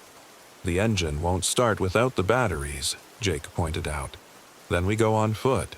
"Through them?" I gestured toward the windows. "They're completely surrounding us. Then we wait for morning." But morning felt like a lifetime away, and I wasn't sure we had that long. The voices outside were becoming more agitated, more demanding. They'd moved on from pleading to threats, though the threats were delivered in our own voices, which made them infinitely more disturbing. "If you don't open this door," my voice said, "we're going to have to break it down." "Please," Sarah's voice added. "We're running out of patience." The first impact against the door came 5 minutes later. A hollow boom that made the entire RV shake. Then another and another. Whatever was hitting the door was strong enough to dent the reinforced steel. "The emergency exit," Jake said suddenly. "In the bedroom. There's a window that opens wide enough to climb through." We made our way to the back of the RV, trying to move quietly despite the pounding on the front door. The emergency window was above the bed, secured with a simple latch. I opened it as quietly as possible and peered out. The back of the RV faced the forest, and I could see figures moving between the trees. More of those impossible silhouettes with their 2 long arms and glowing eyes. But they seemed focused on the front of the RV, drawn by the sound of their companions trying to break down the door. "There's a gap," I whispered. "Maybe 20 yards to the tree line. If we're fast." "Where do we go once we're in the trees?" Melissa asked. "The road," Sarah said. "If we can make it back to the main Forest Service road, maybe we can flag down another camper. Or hike out." It wasn't much of a plan, but it was all we had. The pounding on the front door was getting stronger, and I could hear metal beginning to groan and buckle. I went first, dropping from the window to the soft forest floor and immediately rolling behind a nearby tree. The figures in the forest had their backs to me, still focused on whatever was happening at the front of the RV. Sarah came next, then Melissa, then Jake. We crouched in the shadows, hearts pounding while the sounds of destruction continued from the other side of the RV. "Now," I whispered. We ran. The forest was a nightmare maze of fallen logs and low branches, made worse by the fact that we were running without flashlights, trying to navigate by starlight alone. Behind us, I could hear shouts, our own voices calling out in anger and frustration as they discovered our escape. But we were faster than our pursuers. Whatever those things were, they weren't built for running through rough terrain. We crashed through the underbrush, branches tearing at our clothes and faces, until we reached the narrow gravel road that led back toward the main Forest Service route.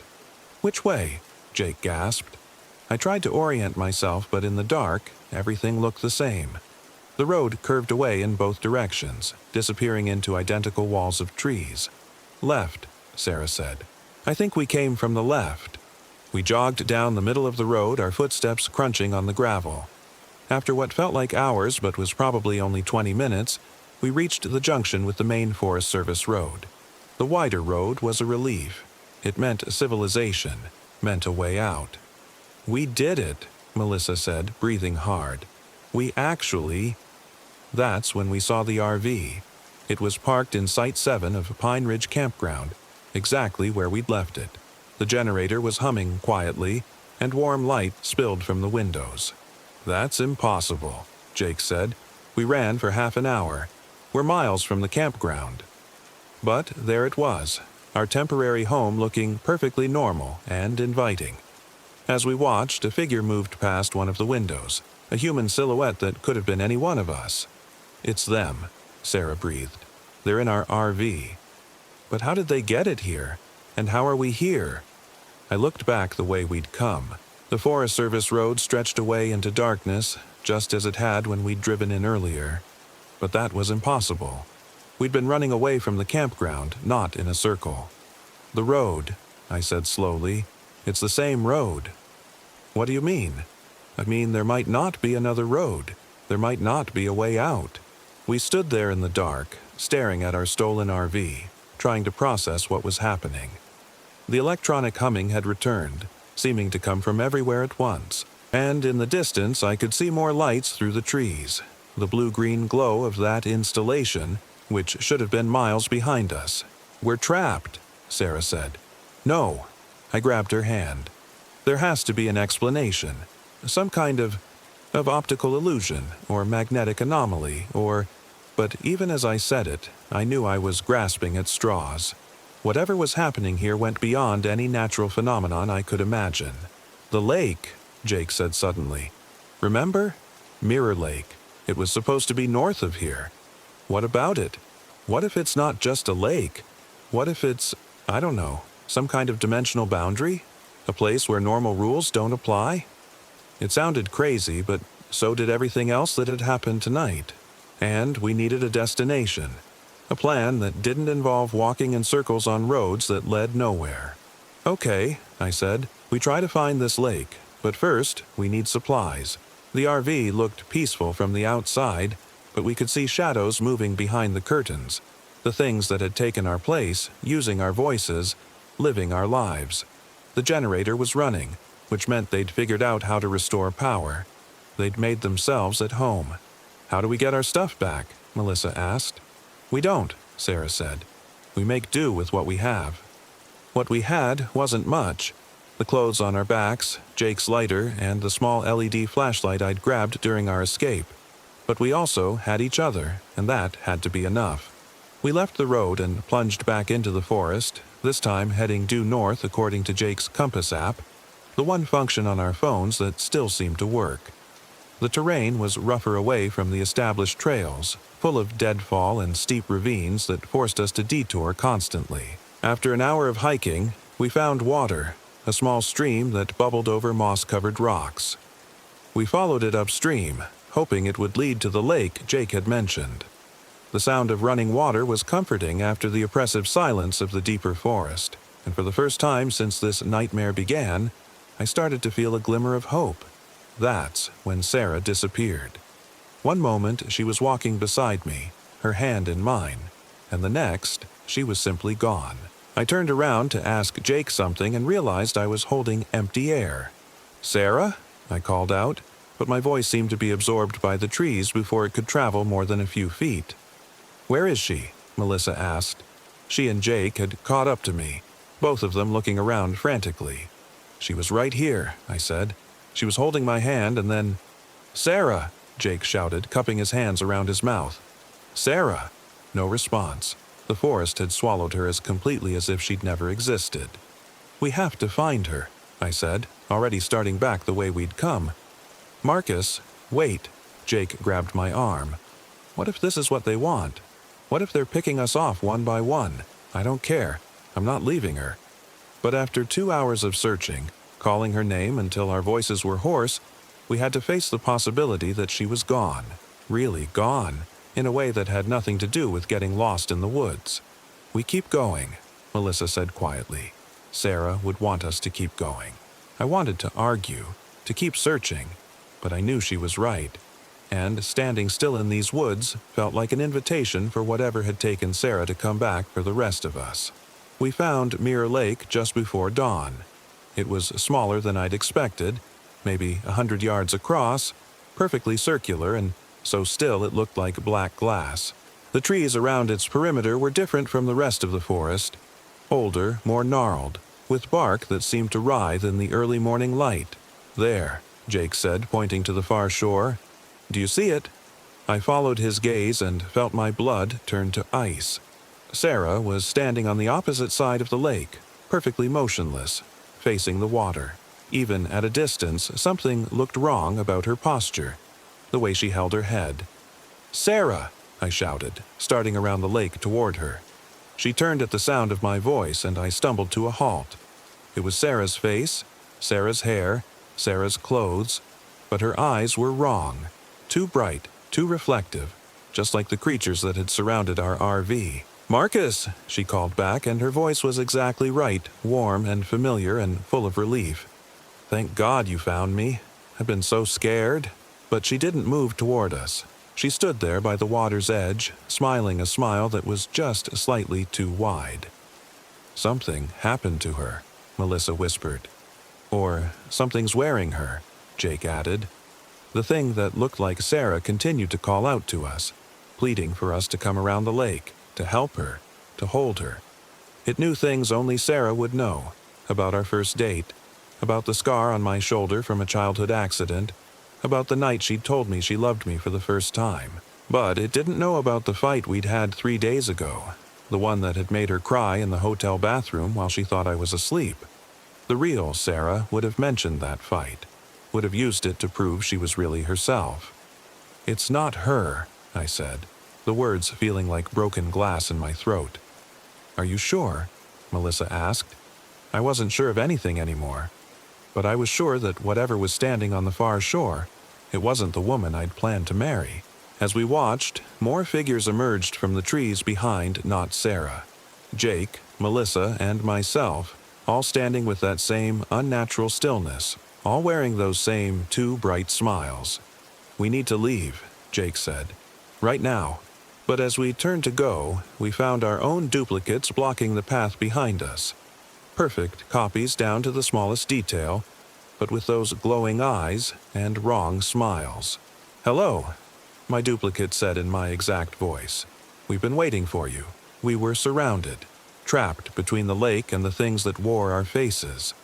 But something about the lake itself drew my attention, the way the surface rippled despite the complete absence of wind, the way reflections seemed to move independently of their sources.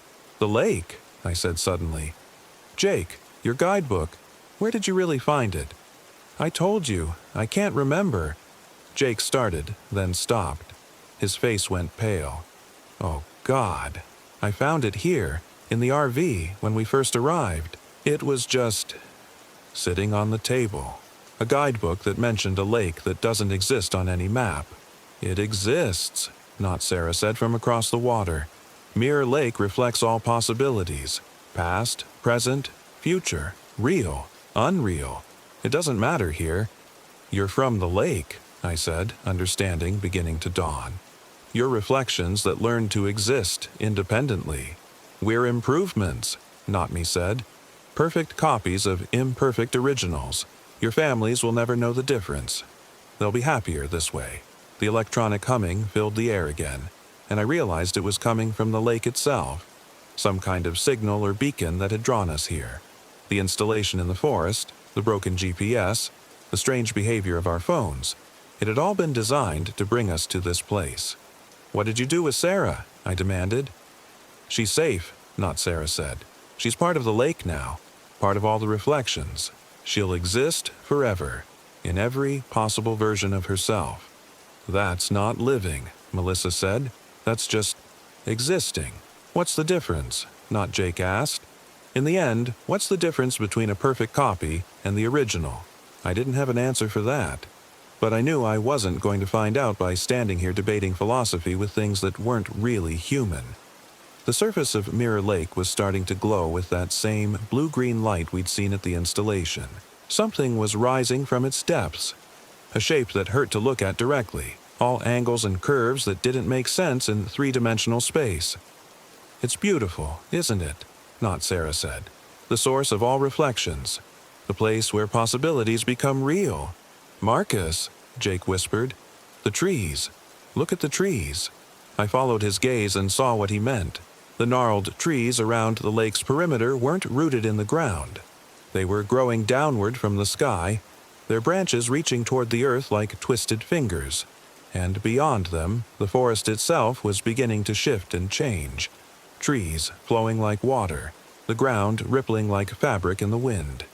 Reality was breaking down around Mirror Lake, and we were at the center of the collapse.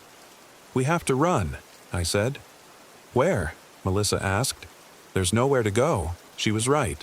The duplicates blocked every path, and behind them, Story 5. The static started 3 hours into our drive, crackling through the RV's radio like something trying to claw its way out. My name is Marcus Reed. I'm 34 years old, and what happened during our weekend trip to the Uinta Mountains still makes me check my rearview mirror every night, expecting to see headlights that shouldn't be there. It was supposed to be simple. A long weekend in our new Winnebago with my wife Sarah and our friends Tom and Jessica Chen. Tom had been pushing for this trip for months, ever since he'd bought the damn thing. Come on, Marcus, he'd said, grinning like a kid with a new toy. What's the point of having a house on wheels if we don't take it somewhere remote? Remote. That word should have been our first warning. The Uinta Mountains in northeastern Utah stretched before us like a wall of green and granite, beautiful and indifferent. We'd driven Highway 150 before in cars, but never in Tom's 36-foot beast of an RV. The narrow mountain road twisted through dense stands of aspen and pine, climbing steadily toward Mirror Lake. Turn that off, Sarah said from the passenger seat, gesturing at the radio. The static had gotten worse, punctuated now by what sounded almost like voices, distant, distorted, speaking words just beyond comprehension. I reached for the dial, but Tom's voice crackled through the intercom from the driver's seat.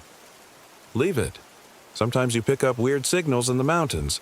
CB radio maybe, or truckers on the interstate. But we were 40 miles from any interstate. Jessica laughed nervously from the dinette behind us.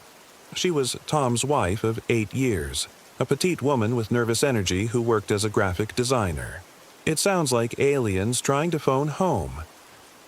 More like something trying to phone us, Sarah muttered.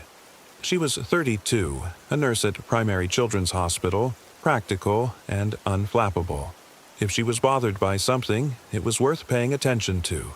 The static suddenly cut out, replaced by crystal-clear silence that felt heavier than the interference.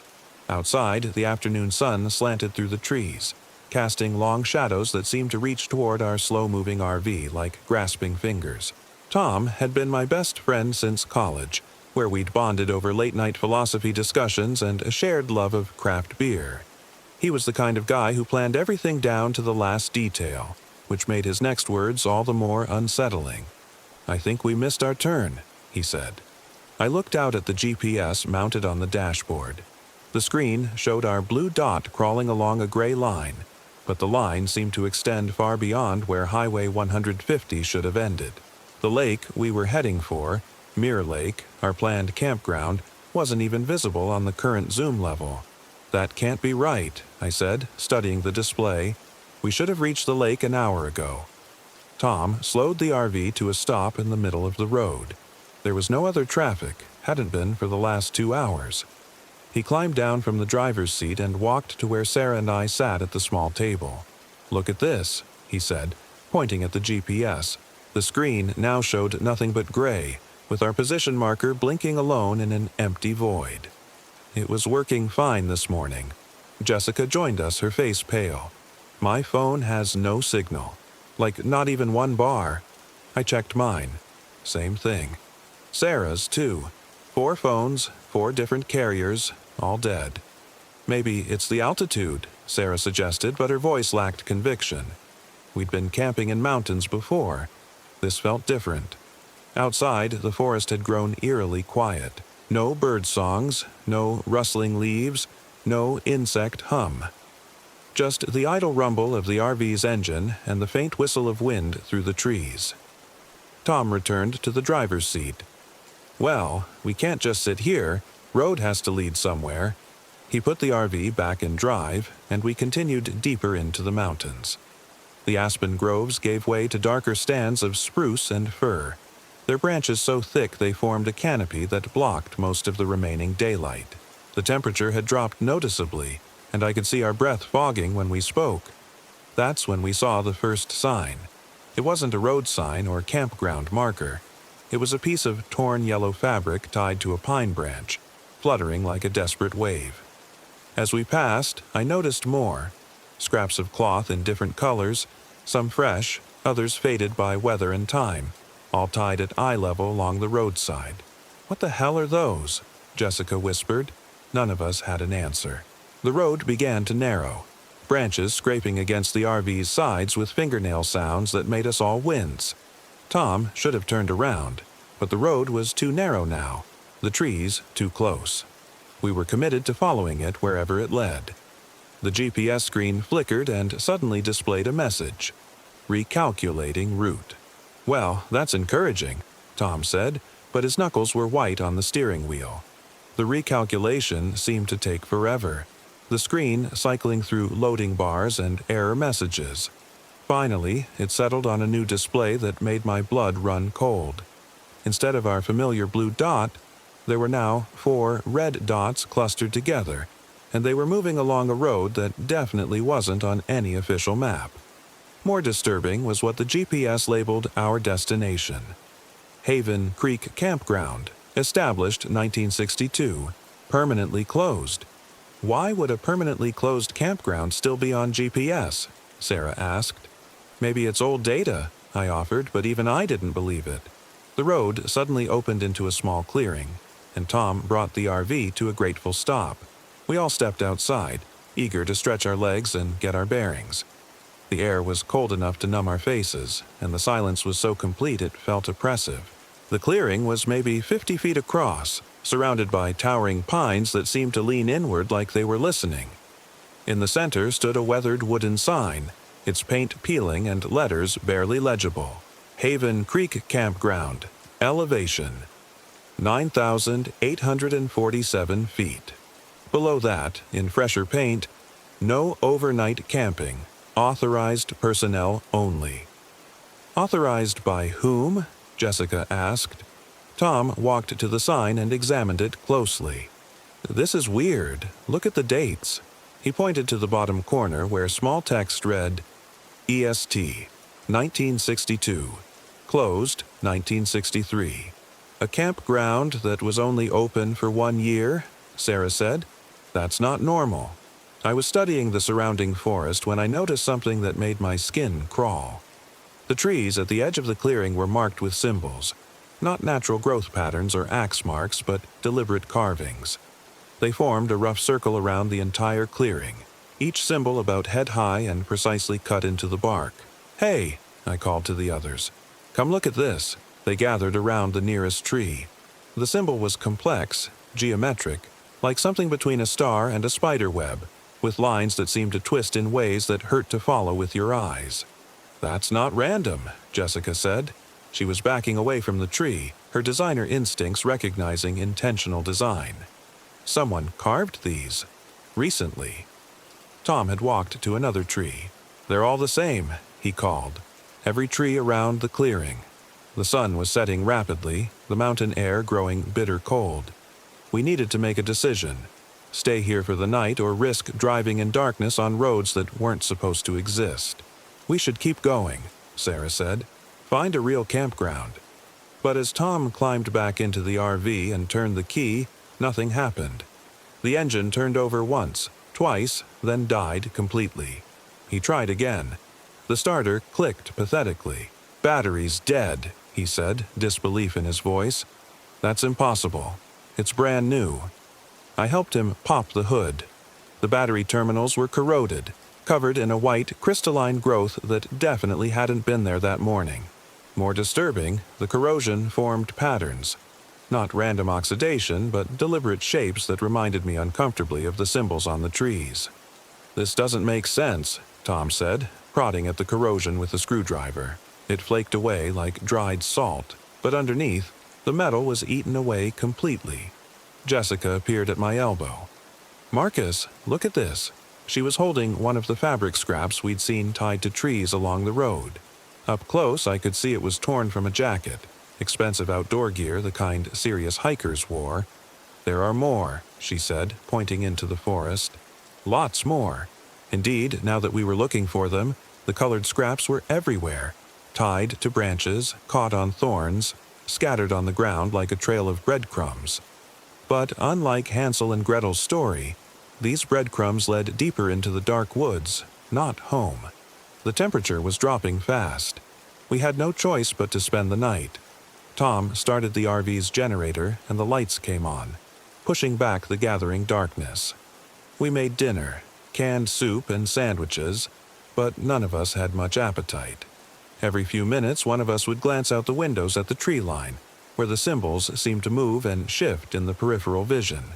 "I keep feeling like we're being watched," Jessica said. "By who?" Tom asked. "We haven't seen another person all day." But he was wrong. As if summoned by his words, a figure emerged from the tree line. It was a man, tall and thin, wearing what looked like a park ranger's uniform. He walked directly toward our RV with deliberate steps, never looking left or right. There was something off about his gait, too measured, too precise, like someone concentrating very hard on appearing normal. Tom met him at the door. "Evening, officer. We're having some engine trouble." The ranger smiled, but it was the wrong kind of smile. Too wide, held too long. "Engine trouble. Yes, that happens here. Often."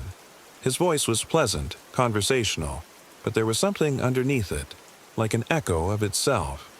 "I'm Ranger Peterson," he continued. "I monitor this area. Make sure people are safe."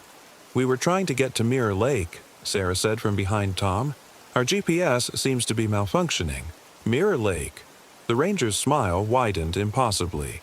"Yes, many people try to reach Mirror Lake. Very few succeed." "What do you mean?" I asked.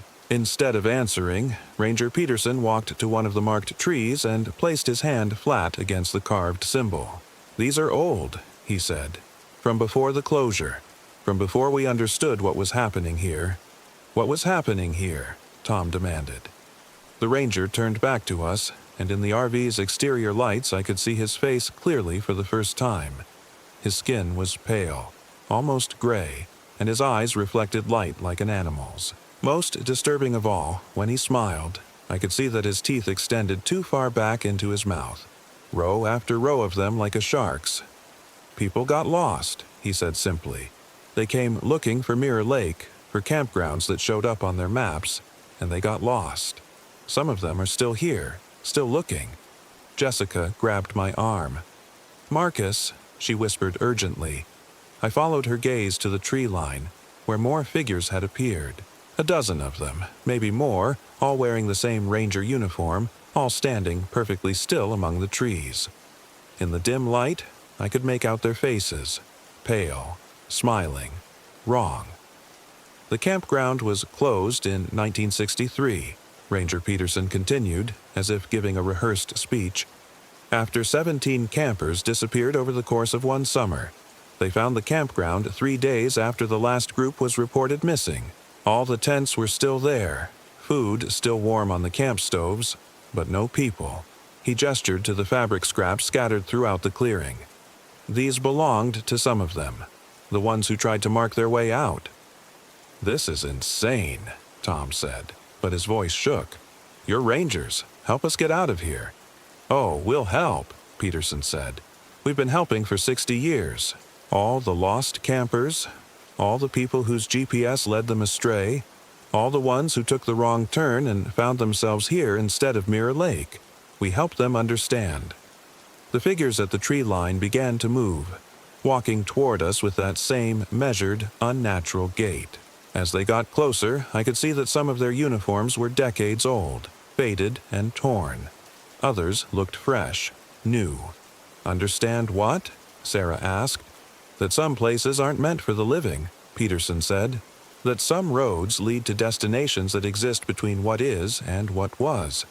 Haven Creek Campground was built on one of those places. A thin spot, a crossing. The other rangers, if that's what they were, had formed a loose circle around our RV. Their smiles never wavered, but their eyes held a hunger that made my stomach turn. The symbols on the trees," Peterson continued, "they mark the boundary. Nothing living can cross them. Nothing dead can leave. It's a perfect arrangement." I understood then, with the clarity that comes from absolute terror. "You're not rangers." "We were," Peterson said. "I came here in the summer of '68, investigating reports of missing hikers. My partner Jake there," he pointed to one of the figures, "he came in '72. Linda was 81. Dave was last year. Last year."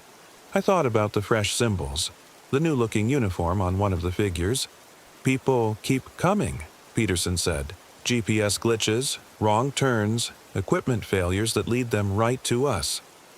It's almost like the place calls to them." The RV's generator coughed and died, plunging us into darkness. In the silence that followed, I could hear them breathing. Not the breathing of living people, but something else, like wind through dry leaves. Tom fumbled for the emergency flashlight, clicking it on. The beam illuminated Peterson's face, still wearing that impossible smile. "Your battery will be fine in the morning," Peterson said. "Runs like new, every time. Of course, by then you'll understand that there's nowhere to go."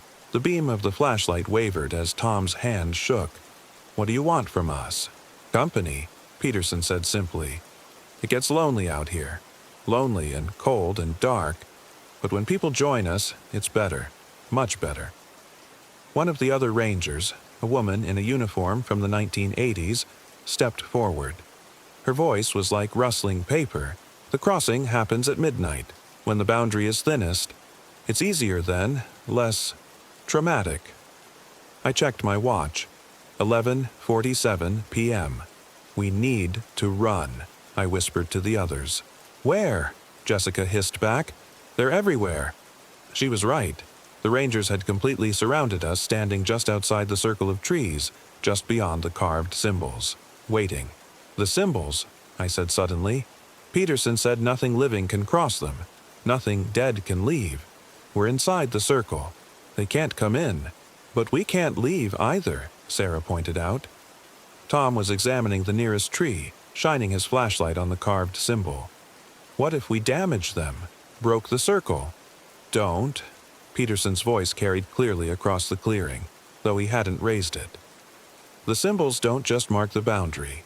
They maintain it. Break them, and everything held back for 60 years comes through at once." I didn't want to know what he meant by that, but I could imagine. 60 years of missing people. 60 years of whatever force had transformed these rangers into something else, all contained by geometric cuts in tree bark. 11:52 p.m. The air in the clearing began to change, growing thicker, harder to breathe. The temperature plummeted until our breath came out in thick clouds. The rangers stood motionless in the growing cold, unaffected. "I can feel it," Jessica whispered. "Something's coming." The ground beneath our feet started to vibrate, a low thrumming that seemed to come from deep underground. The carved symbols on the trees began to glow with a faint, sickly light that made them stand out starkly against the dark bark. 11:57 p.m. "There has to be another way," Tom said desperately. He was examining the RV's engine compartment again, scraping at the corroded battery terminals with his keys. Some way out. That's when I noticed something Peterson had said earlier. The battery would be fine in the morning. Not because the RV would be repaired, but because they expected us to still be here. Expected us to have joined them. But what if we weren't here when morning came? I grabbed the emergency road flares from the RV's safety kit. Military surplus, the kind that burned hot enough to cut through metal. If Peterson was right about the symbols maintaining some kind of barrier, maybe destroying one would... "Marcus! No!" Sarah grabbed my arm as I headed for the nearest tree. "You heard what he said." 11:59 p.m. The thrumming from underground was getting stronger, and I could swear I heard voices in it. Dozens of voices, maybe hundreds, all calling out from somewhere far below the earth. The missing campers from 1963, and all the others who'd found their way here over the decades. The rangers were getting closer, somehow managing to take steps forward without appearing to move. Their smiles had grown wider, showing more and more of those impossible rows of teeth. Peterson raised one hand, and they all stopped. 30 seconds, he said. Then the boundary opens and you become part of Haven Creek. Part of us. It's not so bad, really. The hunger fades after the first few years. I made my decision. Igniting the flare with one sharp pull, I lunged toward the nearest tree. The road flare hissed and sparked, throwing wild shadows that made the rangers' faces look even more inhuman. I pressed the burning magnesium against the carved symbol, and the effect was immediate and terrifying. The symbol didn't just burn away, it screamed. A high, piercing sound that seemed to come from the tree itself, from the earth below, from the air around us. The sickly glow from all the other symbols flared brighter, pulsing in rhythm with something that felt like a massive heartbeat. And then the boundary broke. The change was like a dam bursting. The air rushed out of the clearing with a sound like a hurricane, and something else rushed in to take its place.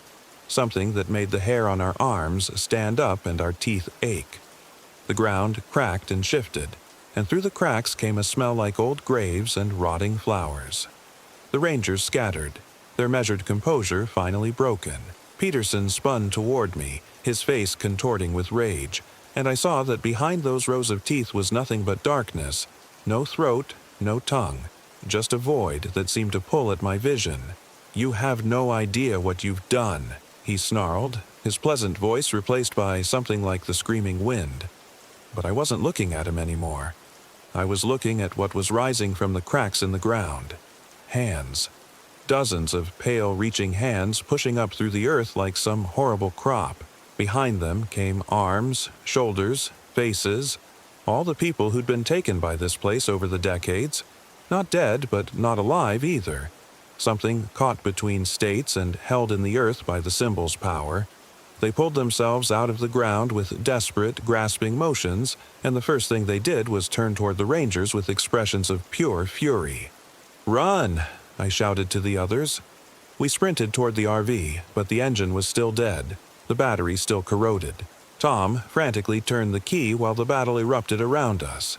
The trapped souls of decades of missing people finally free to confront their captors. The rangers fought back, their human facades dropping completely to reveal something that might once have been people but had been transformed into something else. Something that fed on the lost and dying.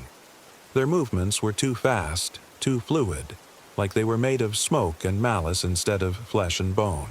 But there were so many more of the freed souls, and they had 60 years of rage to fuel them. 12:03 a.m. In the chaos, I saw our chance. The battle had carried most of the combatants away from the RV, leaving a clear path to the road. But we needed power. "The generator!" I yelled to Tom. "Start the generator!" He understood immediately. If we couldn't get the main engine running, maybe we could at least get the lights and electrical systems back online. The generator kicked over on the first try, flooding the clearing with brilliant white light that made both the Rangers and the freed souls recoil. More importantly, it powered up the GPS. The screen flickered to life, showing our position as a red dot in the middle of what the device labeled as unmapped territory. But now there was a route displayed, a thin blue line leading away from our current location. "Northwest," I told Tom. "Quarter mile, then it connects back to Highway 150. But the engine." "Forget the engine. We roll." Tom understood. Haven Creek Campground sat on a slope, slight but noticeable. With the RV's brakes off and the transmission in neutral, gravity would do the work. He released the parking brake, and the 36-foot Winnebago began to roll, slowly at first, then picking up speed as the slight downgrade pulled us toward the tree line. Behind us, the battle raged on. Through the rear window, I could see Peterson wrestling with what looked like a park ranger from the 1970s, both of them moving in ways that defied physics.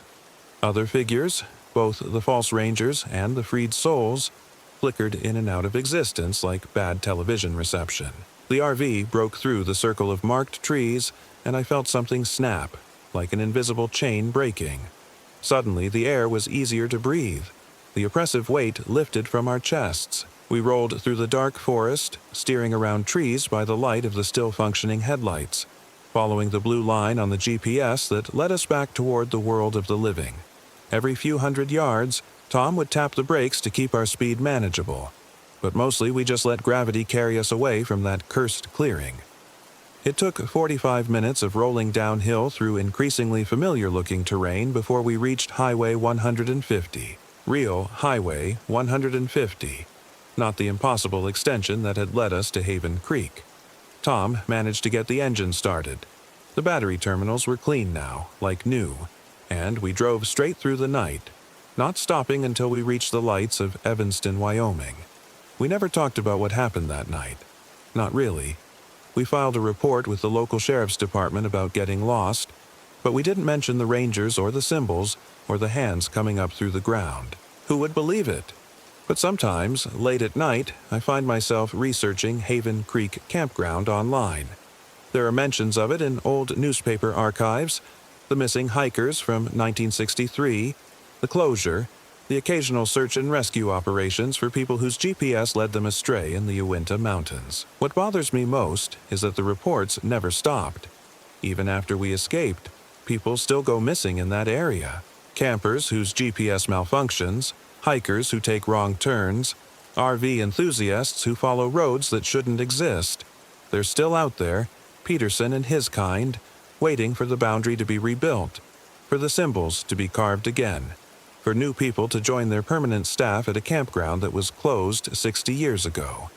And sometimes, when I'm driving alone at night and my GPS glitches, showing me routes that don't make sense, I wonder if they're calling to me, if that thin place between what is and what was is trying to pull me back. The static started again last week, crackling through my car radio as I drove home from work. For just a moment, I could swear I heard Peterson's voice, pleasant and conversational. Many people try to reach Mirror Lake. Very few succeed. I turned off the radio and drove straight home, checking my rearview mirror the whole way. But I can still hear it sometimes, in the quiet moments between sleep and waking. The sound of something scratching at my door, patient and persistent, waiting for me to let it in.